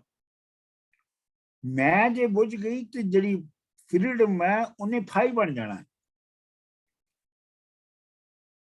ਉਹਨੇ ਫੰਦਾ ਬਣ ਜਾਣਾ। ਫਾਥੇ ਸਾਧੂ ਠੱਗ ਸਿਪਾਹੀ, ਡਰਿਆ ਤਾਂ ਚੜਿਆ ਚਰਚੇ ਮਮਟੀ, ਡਰਿਆ ਵੜਿਆ ਘੁੱਟ ਸ਼ਰਮ ਹਜ਼ੂਰੀ। ਅੱਛਾ, ਫਾਥੇ ਸਾਧੂ ਇਹ ਹੋ ਰਿਹਾ ਕਿ ਮੈਂ ਬੁੱਝ ਗਈ ਖੁੱਲ ਦੀ ਫਾਹੀ। ਖੁੱਲ ਦੀ ਫਾਹੀ ਜਿਹੜੀ ਹੈ, ਖੁੱਲ ਜਿਹੜੀ ਉਹ ਫਾਹੀ 'ਚ ਬਦਲ ਗਈ। ਉਸ ਫਾਹੀ ਵਿੱਚ ਕੋਈ ਸਾਧੂਆਂ ਦੀ ਸ਼ਕਲ 'ਚ ਫਸ ਜਾਂਦਾ, ਕੋਈ ਠੱਗ ਦੀ ਸ਼ਕਲ 'ਚ ਫਸ ਜਾਂਦਾ, ਕੋਈ ਸਿਪਾਹੀਆਂ ਦੀ ਸ਼ਕਲ 'ਚ। ਮਤਲਬ ਇਹ ਜਿਹੜੇ ਸਾਰੇ ਕਰੈਕਟਰ ਨੇ ਸੁਸਾਇਟੀ ਦੇ, ਭਾਵੇਂ ਸਾਧੂ ਵੀ ਹੋਵੇ, ਇਹ ਸਾਰੇ ਉਸੇ ਸਿਸਟਮ ਦੇ ਵਿੱਚ ਹੀ ਉਹ ਜਿਹੜੀ ਫਾਈ ਬਣੀ ਹੈ ਉਹਦੇ 'ਚ ਫਸੇ ਨੇ। ਡਰਿਆ ਤਾਂ ਚੜਿਆ ਚਰਚੇ ਮਮਤੀ। ਜੇ ਬੁਝਣ ਦੇ ਅਮਲ ਦੇ ਵਿੱਚ ਡਰ ਗਿਆ ਤੇ ਆਪਣਾ ਮਮਤੀ ਦੇ ਉੱਤੇ ਚੜ ਗਿਆ। ਮਮਤੀ ਤੁਹਾਨੂੰ ਪਤਾ ਹੀ ਹੈ ਬਨੇਰਾ ਹੁੰਦਾ ਹੈ। ਡਰਿਆ ਵੜਿਆ ਗੁੱਟ ਸ਼ਰਮ ਹਜ਼ੂਰੀ, ਜਿਹੜਾ ਡਰ ਗਿਆ ਉਹ ਵੜ ਗਿਆ। ਸ਼ਰਮ ਹਜ਼ੂਰੀ ਐਵੇਂ ਸੋ ਕਾਰਡ ਬੰਦਾ ਰਹਿ ਗਿਆ, ਸੋ ਕਾਰਡ ਰਹਿ ਗਿਆ। ਅਗਲੇ ਇੱਧਰ ਉੱਧਰ ਤੱਕਣਾ ਤੇ ਲੈਣਾ ਸ਼ਮਸ ਕਲਾਵੇ, ਜਿਹੜੇ ਜਿਨ੍ਹਾਂ ਨਾਲ ਉਹ ਕਰਦਾ ਸੀ ਉਹਨਾਂ ਨੂੰ ਉਹਨੇ ਆਪਣਾ ਅੰਬਰੇਸ ਵਿੱਚ ਲੈ ਲੈਣਾ। ਬੁਗਲ ਵੇ ਮੈਂਡਾ ਰਾਂਝਣ ਮਾਹੀ, ਸੌਂ ਗਿਓ ਬੇੜੀ ਠੇਲ ਆ ਗਿਆ ਨਾ ਰੰਝ ਦਾ ਫਿਰ ਦੁਆਰਾ ਦੇ ਜਿਹੜਾ ਮੈਂ ਕਰ ਰਿਹਾ ਸਾਂ ਕਿ ਬੋਲ ਵੇ ਮੇਰੇ ਰਾਂਝਿਆ ਬੇੜੀ ਠੇਲ ਕੇ ਸੌਂ ਗਿਆ। ਮਤਲਬ ਜਿਹੜੀ ਤਾਰੀਖ ਦੇ ਵਿੱਚ ਜਿਹੜਾ ਤੇਰਾ ਰੋਲ ਸੀ ਉਹ ਹੁਣ ਉਹਦੀ ਹੁਣ ਗੱਲ ਨਹੀਂ ਹੋ ਰਹੀ। ਅਫਸਰ ਉਮਰੇ ਕਾਮੇ ਫੁਕਰੇ ਸਭਨਾ ਰਸਤੇ ਵੱਲ ਵੱਲ ਕੱਟਣੇ, ਜਿੱਧਰ ਜਾਓ ਸ਼ਮਸ ਅੱਗੋਂ ਮਿਲਣਾ। ਅਫਸਰ, ਅਮੀਰ, ਵਰਕਰਜ਼, ਫਕੀਰ, ਬੈਗਰਜ਼, ਸਭਨਾ ਜਿਹੜੇ ਨੇ ਸਭਨਾ ਨੇ ਜਿੱਥੋਂ ਸ਼ਮਸ ਨੇ ਜਾਣਾ ਉੱਥੋਂ ਉਹ ਰਸਤਾ, ਉਸ ਰਸਤੇ ਤੋਂ ਲੰਘਣ, ਉਸ ਰਸਤੇ ਤੋਂ ਉਹਨਾਂ ਨੇ ਬਚਣਾ ਇਹਨਾਂ ਸਾਰਿਆਂ ਨੇ, ਕਿਉਂਕਿ ਇਹ ਸਾਰੇ ਹੀ ਜਿਹੜੇ ਨੇ ਸਿਸਟਮ ਦਾ ਹਿੱਸਾ ਨੇ। ਉਮਰੇ ਅਫਸਰ ਵੀ, ਅਮੀਰ ਵੀ, ਕਾਮੇ ਵੀ ਤੇ ਫਕੀਰ ਵੀ, ਇਹ ਸਾਰੇ ਉਸ ਸਿਸਟਮ ਨੂੰ ਚਲਾ ਰਹੇ ਨੇ। ਜਦੋਂ ਸ਼ਮਸ ਮਦਰਸੇ ਕੋਲੋਂ ਲੰਘਣਾ, ਮੁੰਡਿਆਂ ਕੁੜੀਆਂ ਛੱਡ ਕਿਤਾਬਾਂ ਆ ਜਿਤਨਾ ਉਹਦੇ ਬੋਲ ਸੁਣ।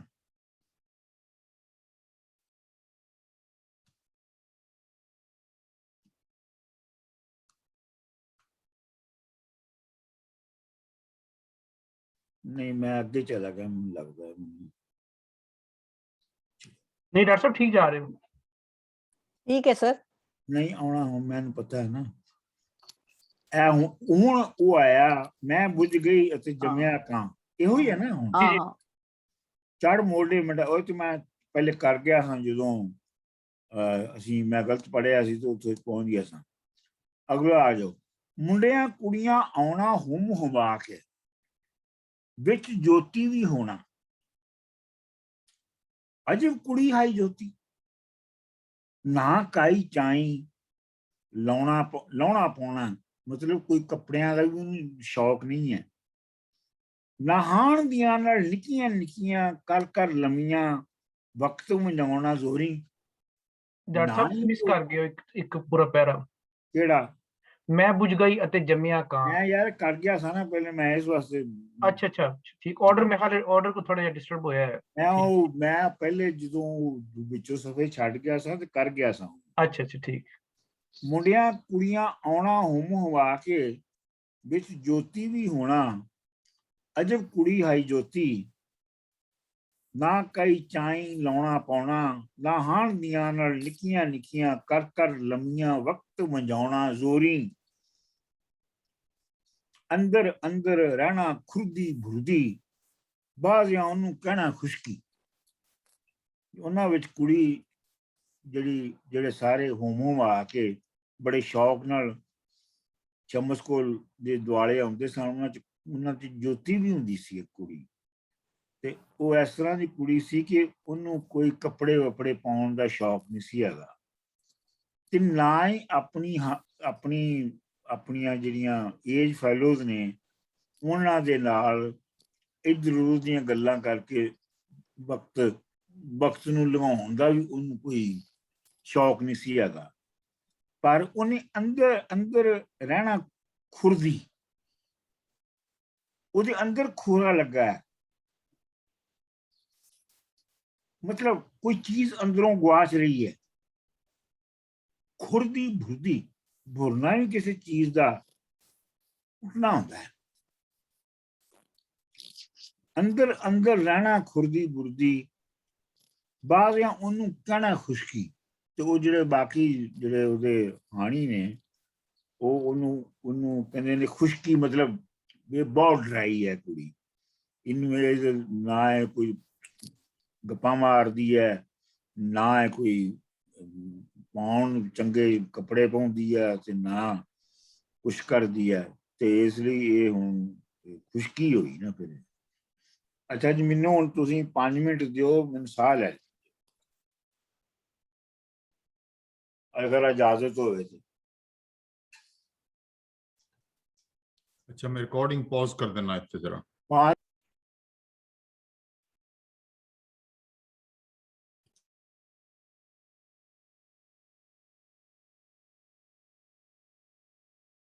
डॉक्टर साहब म्यूट नहीं हो तुसी। म्यूटेड हो डॉक्टर साहब। सॉरी। अच्छा जी, ਇੰਨੀ ਉਹਨੂੰ ਸਮਝ ਨਾ ਆਉਣੀ ਯਾਨੀ ਜੋਤੀ ਨੂੰ ਕਿਹੜੀ ਗੱਲ ਹੈ ਜਿਸ ਬਾਝੋਂ ਅਸੀਂ ਹੱਸਦੇ ਰਸਦੇ ਸੁੱਕਮ ਸੁੱਕੇ ਰਹਿੰਦੇ ਹਾਂ। ਅਸੀਂ ਉੱਤੋਂ ਹੱਸਨੇ ਵਸਨੇ ਨਹੀਂ ਹੈ, ਪਰ ਅਸੀਂ ਬਿਲਕੁਲ ਸਾਡੇ ਅੰਦਰ ਕੋਈ ਚੱਸ ਨਹੀਂ ਹੈਗੀ, ਸੁੱਕੇ ਹਾਂ। ਮਿਲਨੇ ਆ ਪਰ ਮਿਲ ਨਹੀਂ ਸਕਦੇ। ਅਸੀਂ ਇੱਕ ਦੂਜੇ ਨੂੰ ਮਿਲਦੀ ਜ਼ਾਹਰ ਤੇ ਮਿਲਨੇ ਆ, ਪਰ ਸਾਡੇ ਦਿਲ ਨਹੀਂ ਇੱਕ ਦੂਜੇ ਦੇ ਨਾਲ ਮਿਲਦੇ। ਅਗਲਾ ਬੰਦ। ਸੋਭਾ ਮਲ ਦੀਵਾਨ ਦਾ ਪੁੱਤਰ ਰਾਵਲ, ਜੋਤੀ ਨਾਲ ਉਹਨੇ ਉੱਠਣਾ ਬਹਿਣਾ, ਦੋਹਾਂ ਬਹਿਸਾਂ ਕਰ ਕਰ ਹੁੱਟਣਾ। ਹੁੱਟਣਾ ਦਾ ਮਤਲਬ ਹੈ ਥੱਕ ਜਾਣਾ। रूह रहना वांदा वांदा, जी उन्होंने स्पिरिट है उन्हें बहुत बीमार जा रहना। की बनया जो अंदरों साडियों उदम सोमे सुख गए। उदम हुंदा है स्ट्रगल, कोशिश। की होया की गल हुई है जी साडे अंदरों स्ट्रगल करन दी। जिहड़ा सोमे का मतलब हुंदा है स्प्रिंग सोर्स, कि साडे अंदरों उदम करन दे जिहड़े ज़खीरे सी वो मुक क्यों गए ने। उपज उलेल कुले कलोल ना कोई। उपज का मतलब भी हुंदा है अंदरों कुछ करन दी ख्वाहिश। उलेल भी वही हुंदा है, कलोल भी वही हुंदा है। रहन शरीर क्यों लुगड़े। लुगड़े का मतलब एम्प्टी। साडे शरीर एम्प्टी क्यों नहीं, इन्हां विच उलेल उपज क्यों नहीं हैगी। ज्योति दे नहीं आहे मापे, जदों पहाड़ी भुखा पईयां वो 7वें बरे विच आही। सोभा मल दीवान पहाड़ी गए सैल नूं, 101 रुपया दे के ज्योति घिण आए मुल्तानी। ਜਿਹੜੀ ਜਿਹੜੀ ਹੁਣ ਜਿਹੜੀ ज्योति है ਹੁਣ ਉਹਦੀ बैकग्राउंड कंस्ट्रक्ट कर रहे ने कि ਉਹਦੇ ਕੋਈ ਮਾਂ ਪਿਓ ਨਹੀਂ ਹੈਗਾ। ਉਹ ਸਮਾਜ ਦੇ ਵਿਹਾਰ ਦੇ ਵਿੱਚ ਪੈਦਾ ਨਹੀਂ ਹੋਈ, ਬਲਕਿ ਉਹ ਸੋਭਾ ਮਲ ਦੀਵਾਨ ਪਹਾੜਾਂ ਤੇ ਗਏ ਸੀ ਜਦੋਂ ਉੱਥੇ ਭੁੱਖਾਂ ਪਈਆਂ ਸਨ ਤੇ 101 ਰੁਪਏ ਦੀ ਖਰੀਦ ਕੇ ਲਿਆਏ ਸਨ ਉਹਨੂੰ। मतलब एक तरह की ਉਹਦੀ ਜਿਹੜੀ ਹਸਤੀ ਹੈ ज्योति ਦੀ ਉਹ ਗੁਲਾਮ ਦੀ ਹੈ। 101 रुपया दे के ज्योति घिन आए मुल्तानी, सरदा रानी पुत्र सावें करके पाली। रानी बना के सिर ते रख के उन्हें पुत्रा तरह पालिया जवान जी ने। घर सब ਇਹਦੇ सिर ते छड्या ਤੇ ਘਰ ਦਾ ਸਾਰਾ ਬੰਦੋਬਸਤ ਵੀ ज्योति ਦੇ ਸਿਰ ਤੇ ਛੱਡ ਦਿੱਤਾ। ज्योति नाल सलाहों बाद दीवान हुरी काई कम ना आए छुंदे। ते दीवान हुनी ਜਿਹੜੇ ਨੇ ਉਹ ज्योति ਨੂੰ ਪੁੱਛੇ ਤੋਂ ਬਗੈਰ ਕੋਈ ਕੰਮ ਸ਼ੁਰੂ ਨਹੀਂ ਸੀ ਕਰਦੇ। ਮੇਰਾ ਪੁੱਤਰ ਵਜ਼ੀਰ ਸੁਣਦੇ ਤੇ ਕਹਿੰਦੇ ਸਨ ਇਹ ਮੇਰਾ ਵਜ਼ੀਰ ਪੁੱਤਰ ਹੈ, ਯਾਨੀ ज्योति ਜਿਹੜੀ ਹੈ। ਨਿਤ ज्योति पर रहना खुरदी भुरदी। पर ज्योति ਜਿਹੜੀ ਹੈ मतलब ਇੱਥੇ ਇਹ ਦੱਸਿਆ ਜਾ ਰਿਹਾ ਹੈ ਕਿ ਉਹ पूरा निजाम चला रही है। दीवान साहब का पूरा निजाम वो चला रही है।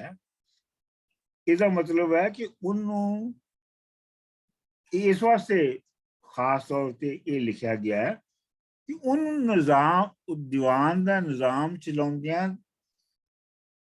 ਨਿਜ਼ਾਮ ਦਾ ਪਤਾ ਵੀ ਹੈਗਾ ਕਿਸੇ ਲੈਵਲ ਤੇ। ਉਹ ਆਮ ਕੁੜੀਆਂ ਵਾਂਗ ਨਹੀਂ ਜਿਨ੍ਹਾਂ ਨੇ ਕੱਪੜੇ ਪਾ ਕੇ ਤੇ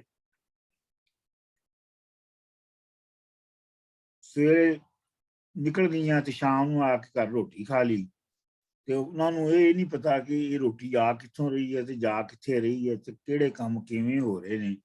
ਇਹ ਨਹੀਂ ਹੈ। ਉਹ ਜਿਹੜਾ ਵੀ ਨਿਜ਼ਾਮ ਚੱਲ ਰਿਹਾ ਉਹਦੇ ਹਰ ਹਿੱਸਾ ਉਹਦੇ ਹੱਥੋਂ ਹੋ ਰਿਹਾ ਹੈ, ਉਹ ਜਾਣਦੀ ਹੈ। ਸੋ ਇਹਦਾ ਮਤਲਬ ਹੈ ਕਿ ਜਿਹੜੀ ਜਿਹਦੇ ਅੰਦਰ ਬਗਾਵਤ ਦੀ ਅੱਗ ਹੈ, ਧੁਖ ਰਹੀ ਹੈ, ਧੂਆਂ ਧੁਖ ਰਿਹਾ ਜਿਹਦੇ ਵਿੱਚ ਨਾਬਰੀ ਦਾ, ਬਗਾਵਤ ਦਾ, ਰਿਬੈਲੀਅਨ ਦਾ, ਉਹਨੂੰ ਸਿਸਟਮ ਦਾ ਕੁਝ ਪਤਾ ਹੋਵੇ ਤੇ ਹੁੰਦਾ ਹੈ। ਇਸ ਲਈ ਜੋਤੀ ਦੇ ਅੰਦਰ ਹੈ ਨਿਤ ਜੋਤੀ ਪਰ ਰਹਿਣਾ ਖੁਰਦੀ ਭੁਰਦੀ। ਸ਼ਮਸ ਦੇ ਬੋਲ ਸੁਣੀਂਦੀ ਨੂੰ ਉਹਨੂੰ ਪਿੰਡਾ ਮਗਦਾ ਲੱਗਣਾ। ਮਗਣ ਦਾ ਮਤਲਬ ਹੈ ਗਰਮ ਹੁੰਦਾ,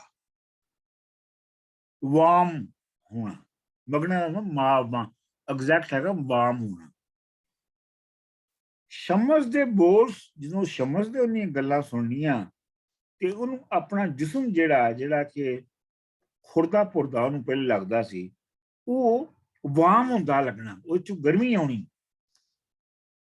ਰੋਜ਼ ਦੇ ਧੁੰਦਲੇ ਅੰਦਰ ਪਖੇਰੂ ਚੂਕਦੇ ਲੱਗਣੇ। ਉਹਦਾ ਜਿਹੜਾ ਅੰਦਰ ਦਾ ਧੁੰਦਲਾ ਅੰਦਰ ਸੀ ਉਹਦੇ ਵਿੱਚ ਉਹਨੂੰ ਪਖੇਰੂ ਯਾਨੀ ਬਰਡਸ ਚਹਿਕਦੇ ਲੱਗਣੇ। ਰਾਵਲ ਨਾਲ ਤੇ ਹੋਰਾਂ ਮੁੰਡਿਆਂ ਕੁੜੀਆਂ ਨਾਲ ਉਹਨੇ ਰਲ ਕੇ ਸ਼ਮਸ ਨੂੰ ਘੇਰਾ ਘਤਨਾ। ਜੋਤੀ ਦੇ ਸੰਗ ਹੋਣਾ ਝੁਮਰੇ। ਜੋਤੀ ਦੇ ਨਾਲ ਇੱਕ ਹੋਰ ਮੁੰਡਾ ਵੀ ਹੈ ਜਿਹਦਾ ਨਾਮ ਝੁਮਰਾ ਹੈ। ਝੁਮਰਾ ਪੁੱਤਰ ਬਹਿਬਲ ਦਾ ਜਿੰਦਾ ਘਰ ਬਦਰੋਈ। ਜਿਹੜਾ ਝੁਮਰਾ ਹੈ ਉਹ ਉਹਦਾ ਪਿਓ ਬਾਬਲ ਹੈ ਤੇ ਉਹਨਾਂ ਦਾ ਘਰ ਜਿਹੜਾ ਬਦਰੌ ਤੇ ਹੈ, ਮਤਲਬ ਉਹ ਲੋਅਰ ਕਾਸਟ ਦਾ ਬਹੁਤ। ਸ਼ਾਹ ਖੈਰੁਦੀਨ ਮੁਦਰਸ ਨੂੰ ਉਹਨੇ ਘੁੱਟ ਛੱਡਣਾ। ਜਿਹੜਾ ਸ਼ਾਹ ਖੈਰੁਦੀਨ ਮੁਦਰਸ ਸੀ ਨਾ ਉਹਦੀ ਉਹ ਖਿਦਮਤ ਸੇਵਾ ਕਰਦਾ ਰਹਿੰਦਾ ਸੀ। ਘੁੱਟ ਛੱਡ ਮਤਲਬ ਜਿਸਮ ਨੂੰ ਉਹਨੇ ਦਬਾਸ਼ਬਾ ਦੇਣਾ। ਇਹ ਜਿਹੜਾ ਕਰੈਕਟਰ ਇਹਨਾਂ ਨੇ ਝੁਮਰੇ ਦਾ ਲਿਆਂਦਾ ਨਾ ਇੱਥੇ, ਇਹ ਇਹਨਾਂ ਦੇ ਡਰਾਮੇ ਦੇ ਵਿੱਚ ਜਿਹੜਾ ਤਖਤ ਲਾਹੌਰ ਹੈ ਉਹਦੇ ਵਿੱਚ ਵੀ ਇੱਕ ਕਰੈਕਟਰ ਹੈ ਇਸ ਤਰ੍ਹਾਂ ਹੀ ਬਿਲਕੁਲ। ਉਹਦਾ ਵੀ ਇਹੋ ਹੀ ਕੰਮ ਹੈ ਕਿ ਜਿਹੜਾ ਸ਼ਾਹ ਹੁਸੈਨ ਦਾ ਜਿਹੜਾ ਉਸਤਾਦ ਹੈ ਸ਼ਾਹ ਸਾਦੁੱਲਾ, ਉਹਦੀ ਉਹ ਖਿਦਮਤ ਕਰਦਾ ਹੈ।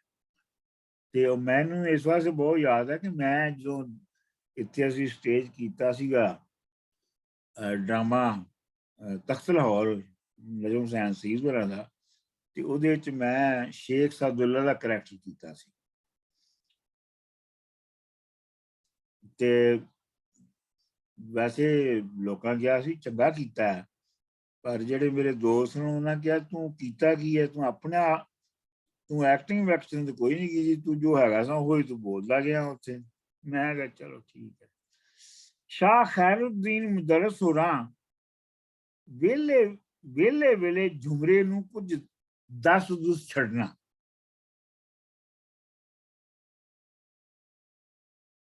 ਅਤੇ ਅਰਦਲ ਲਈ ਉਹਨੂੰ ਖੜਨਾ ਨਾਲ ਮਦਰਸੇ, ਉਹਨੂੰ ਅਰਦਲੀ ਬਣਾ ਕੇ ਤੇ ਮਦਰਸੇ ਦੇ ਵਿੱਚ ਅਰਦਲੀ ਜਿਹੜਾ ਹੁੰਦਾ ਹੈ ਆਪਣਾ ਅਟੈਂਡੈਂਟ ਦੇ ਤੌਰ ਤੇ ਉਹਨੂੰ ਮਦਰਸੇ ਵੀ ਲੈ ਜਾਣਾ। ਸ਼ਾਹ ਮੁਦਰਸ ਹੋਣਾ ਨੇ 100 ਰੰਗ ਦੀਆਂ ਗੱਲਾਂ ਅੰਦਰ ਮੁੰਡਿਆਂ ਕੁੜੀਆਂ ਨਾਲ ਬਰਾਬਰ ਰਹਿਣਾ। ਝੁਮਰਾ ਜਿਹੜਾ ਹੈ ਉਹਨੇ ਮੁੰਡੇ ਕੁੜੀਆਂ ਦੇ ਨਾਲ ਪੂਰੀ ਬਹਿਸ ਕਰਨੀ, ਹਰ ਗੱਲ 'ਚ ਉਹਨਾਂ ਦੇ ਨਾਲ ਹਰ ਗੱਲ ਦਾ ਜਵਾਬ ਉਹਨਾਂ ਦੇਣਾ। ਘਣੀ ਬਹਿਸ ਵਿੱਚ ਜਾ ਵਜਣਾ, ਡੂੰਘੀ ਡੀਪ ਡਿਸਕਸ਼ਨ ਦੇ ਵਿੱਚ ਉਹਨੇ ਵੜ ਜਾਣਾ। ਦਲੀਲ ਮਖੌਲ ਮਖੌਲ ਦਲੀਲਾਂ ਨਾਲ ਉਹਨੇ ਮਜ਼ਾਕ ਕਰਨੇ, ਮਜ਼ਾਕ ਕਰਨੇ, ਜੋਕਸ ਕਰਨੇ, ਦਲੀਲਾਂ ਦੇ ਵਿੱਚ ਜੋਕਸ ਦੇ ਦੇਣੇ, ਜੋਕਾਂ ਦੇ ਵਿੱਚ ਦਲੀਲਾਂ ਦੇ ਦੇਣੀਆਂ।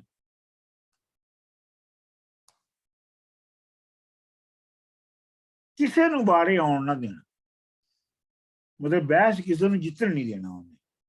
ਆਪਣੇ ਢੱਬ ਤੇ ਗੱਲ ਆ ਕੇ ਹਾਸਾ ਰੌਲਾ ਕਰ ਜਦੋਂ ਉਹਦੇ ਆਪਣੇ ਮਰਜ਼ੀ, ਉਹਨੇ ਆਪਣੀ ਮਰਜ਼ੀ ਦੇ ਵਿਊ ਦੇ ਉੱਤੇ ਲੈ ਆਉਣਾ ਨਾ ਲੋਕਾਂ ਨੂੰ, ਦੂਜਿਆਂ ਮੁੰਡੇ ਕੁੜੀਆਂ ਨੂੰ, ਤੇ ਫਿਰ ਉਹਨੇ ਇਹ ਵੀ ਨਹੀਂ ਕਿ ਕੋਈ ਉੱਤੇ ਬੜਕ ਮਾਰੇ, ਐਵੇਂ ਹਾਸੇ ਖੇਡੇ ਛੱਡ ਛੱਡਣੀ। ਸੰਗ ਜੋਤੀ ਦੇ ਝੱਲਰ ਗੋਦ ਦਿਆਂ ਸਰਦਾਰਾਂ ਦੇ ਦੋ ਛੋਹਰ, ਸੰਗ ਜੋਤੀ ਦੇ ਦੋ ਝੱਲਰ ਗੋਦ ਦੇ ਸਰਦਾਰਾਂ ਦੇ ਦੋ ਪੁੱਤਰ ਵੀ ਨੇ, ਛੋਹਰ ਮਤਲਬ ਮੁੰਡੇ। ਜਿੰਦਲ ਜੱਤਲ ਨਾਂ ਜਿਨ੍ਹਾਂ ਦੇ, ਇਹ ਨਾਂ ਨੇ ਉਹਨਾਂ ਦੇ, ਪੜਨ ਕਾਰਨ ਮੁਲਤਾਨ ਸ਼ਹਿਰ ਪਰਦੇਸੀ ਆਏ, ਖੁੱਲੇ ਖੁੱਲੇ ਹੱਡ ਕਾਠ ਤੇ ਕੂਲੀਆਂ ਕੂਲੀਆਂ ਅੱਖਾਂ। ਹੱਡ ਕਾਠ ਉਹਨਾਂ ਦੇ ਖੁੱਲੇ ਨੇ, ਲੇਕਿਨ ਅੱਖਾਂ ਵਿੱਚ ਬਹੁਤ ਨਰਮੀ ਹੈ, ਕੂਲੇ ਕੂਲੇ। ਜੁਮਰੇ ਨਾਲ ਉਹਨਾਂ ਦੀ ਸ਼ਹਿਰ ਬਹਾਉਣ ਯਾਰੀ, ਤੇ ਝੁਮਰੇ ਦੇ ਨਾਲ ਉਹਨਾਂ ਦੀ ਸ਼ਹਿਰ ਦੇ ਵਿੱਚ ਅਵਾਰਾਗਰਦੀ ਕਰਨ ਦੀ ਦੋਸਤੀ ਹੈ।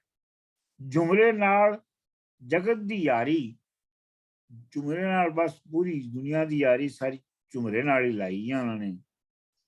ਪਰ ਹਿਕਣਾ ਕਹਿਣਾ, ਝੱਲਰ ਗੋਦ ਦਿਆਂ ਪੇਂਡੂ ਸ਼ੋਹਰਾਂ, ਨਾਈ ਪੁੱਤ ਨੂੰ ਬਹੁਤਾ ਸਿਰ ਤੇ ਚਾੜ ਲਿਆ।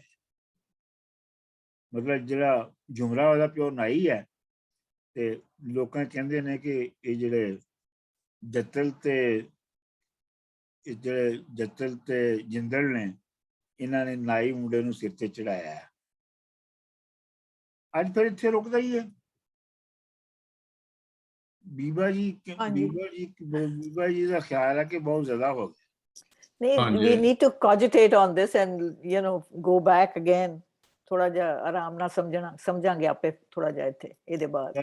that's my, ਬਾਕੀ I am with everybody ਜੋ ਕਹਿੰਦੇ ਨੇ। ਠੀਕ ਹੈ ਨਹੀਂ ਸਾਰਿਆਂ ਨੂੰ ਮਤਲਬ ਇਹ ਜਿਹੜੀ ਸਾਰੀ ਨਜ਼ਮ ਹੈ, ਇਹ ਐਵੇਂ ਪੜ੍ਹ ਕੇ ਗੁਜ਼ਰਨ ਵਾਲੀ ਨਹੀਂ, ਕਰਨ ਵਾਲੀ। ਇਹਨੂੰ ਬਾਰ-ਬਾਰ ਪੜ੍ਹ ਕੇ ਤੁਸੀਂ ਸਮਝੋ ਕਿ ਕੀ ਗੱਲ ਹੋ ਰਹੀ ਹੈ। I think so। ਨਹੀਂ ਮੇਰੇ ਖਿਆਲ ਇੱਥੇ ਡਾਕਟਰ ਸਾਹਿਬ ਬੰਦ ਕਰੀਏ, ਕਿਉਂਕਿ ਇਹਨੂੰ ਐਬਜ਼ੌਰਬ ਵੀ ਕਰਨਾ ਨਾ, ਇਹਨੂੰ ਡਿਟੇਲ ਚ ਸਮਝਣਾ। ਦੱਸੋ ਤੁਹਾਨੂੰ ਕੋਈ ਇਹਦੇ ਚ ਸਵਾਲ ਅਗਰ ਤੁਹਾਡੇ ਜ਼ਿਹਨ ਚ ਆਉਂਦਾ ਹੋਵੇ ਤੇ ਤੁਸੀਂ ਪੁੱਛ ਲਓ। ਜਿਹਨਾਂ ਨੂੰ ਡਿਸਕ੍ਰਾਈਬ ਕਰ ਰਿਹਾ ਬੱਚਿਆਂ ਨੂੰ ਕਿ ਵੀ ਇਹ ਸੀਗੇ ਬੱਚੇ, ਇਹ ਉਹਨਾਂ ਤੇ ਉਮੀਦ ਲਾ ਕੇ ਸ਼ਮਸ ਬੈਠਾ ਕਿ ਵੀ ਇਹਨਾਂ ਨੇ ਲੀਡ ਕਰਨਾ ਹੈ ਆਊਟ ਆਫ ਦਿਸ ਕੁਐਗਮਾਇਰ ਜਿਹੜਾ ਸੁਸਾਇਟੀ ਦਾ।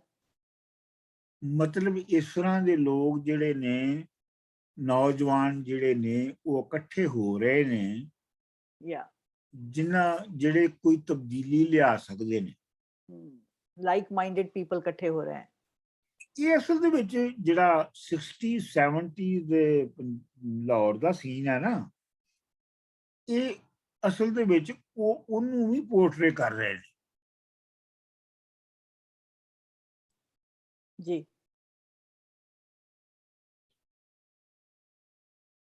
ਇਹ ਸਾਰਾ ਕੁਝ ਡਾਕਟਰ ਸਾਹਿਬ ਜਿਹੜਾ ਹੋ ਰਿਹਾ ਅਕ੍ਰੋਸ ਦਾ ਇਕਨੋਮਿਕ ਬੈਰੀਅਰਸ ਤੇ ਜਾਤ ਪਾਤ ਤੋਂ ਵੱਧ ਕੇ ਧਰਮ ਤੋਂ ਅੱਗੇ ਪਿੱਛੇ ਸਭ ਹੋ ਰਿਹਾ। ਹਾਂਜੀ ਬਿਲਕੁਲ। ਇਹ ਜਿਹੜੀ ਮੇਰੀ ਨਸਲ ਜਿਹੜੀ ਆਈ ਨਾ, ਸਮਝ ਲਓ 68 ਚ ਮੈਂ ਆਇਆ ਨਾ ਯੂਨੀਵਰਸਿਟੀ BA ਕਰਕੇ, ਤੇ ਉਦੋਂ ਇਸ ਤਰ੍ਹਾਂ ਦੀ ਜਿਹੜੇ ਗਰੁੱਪ ਨੇ ਉਹ ਬਣਨੇ ਸ਼ੁਰੂ ਹੋਏ ਸਨ ਹੌਲੀ। ਲੇਕਿਨ ਉਹ ਤੇ ਇੱਕ ਬ੍ਰੌਡਰ ਗੱਲ ਕਰ ਰਹੇ ਨੇ, ਯੂਨੀਵਰਸਲ ਗੱਲ ਕਰ ਰਹੇ ਨੇ। ਮਤਲਬ ਹਿਸਟਰੀ ਦੇ ਕਿਸੇ ਵੀ ਪਿੰਡ 'ਚ, ਕਿਸੇ ਵੀ ਸ਼ਹਿਰ ਦੇ ਬਾਰੇ 'ਚ ਗੱਲ ਹੋ ਰਹੀ, ਉਹ ਤੇ ਕਰ ਰਹੇ ਨੇ।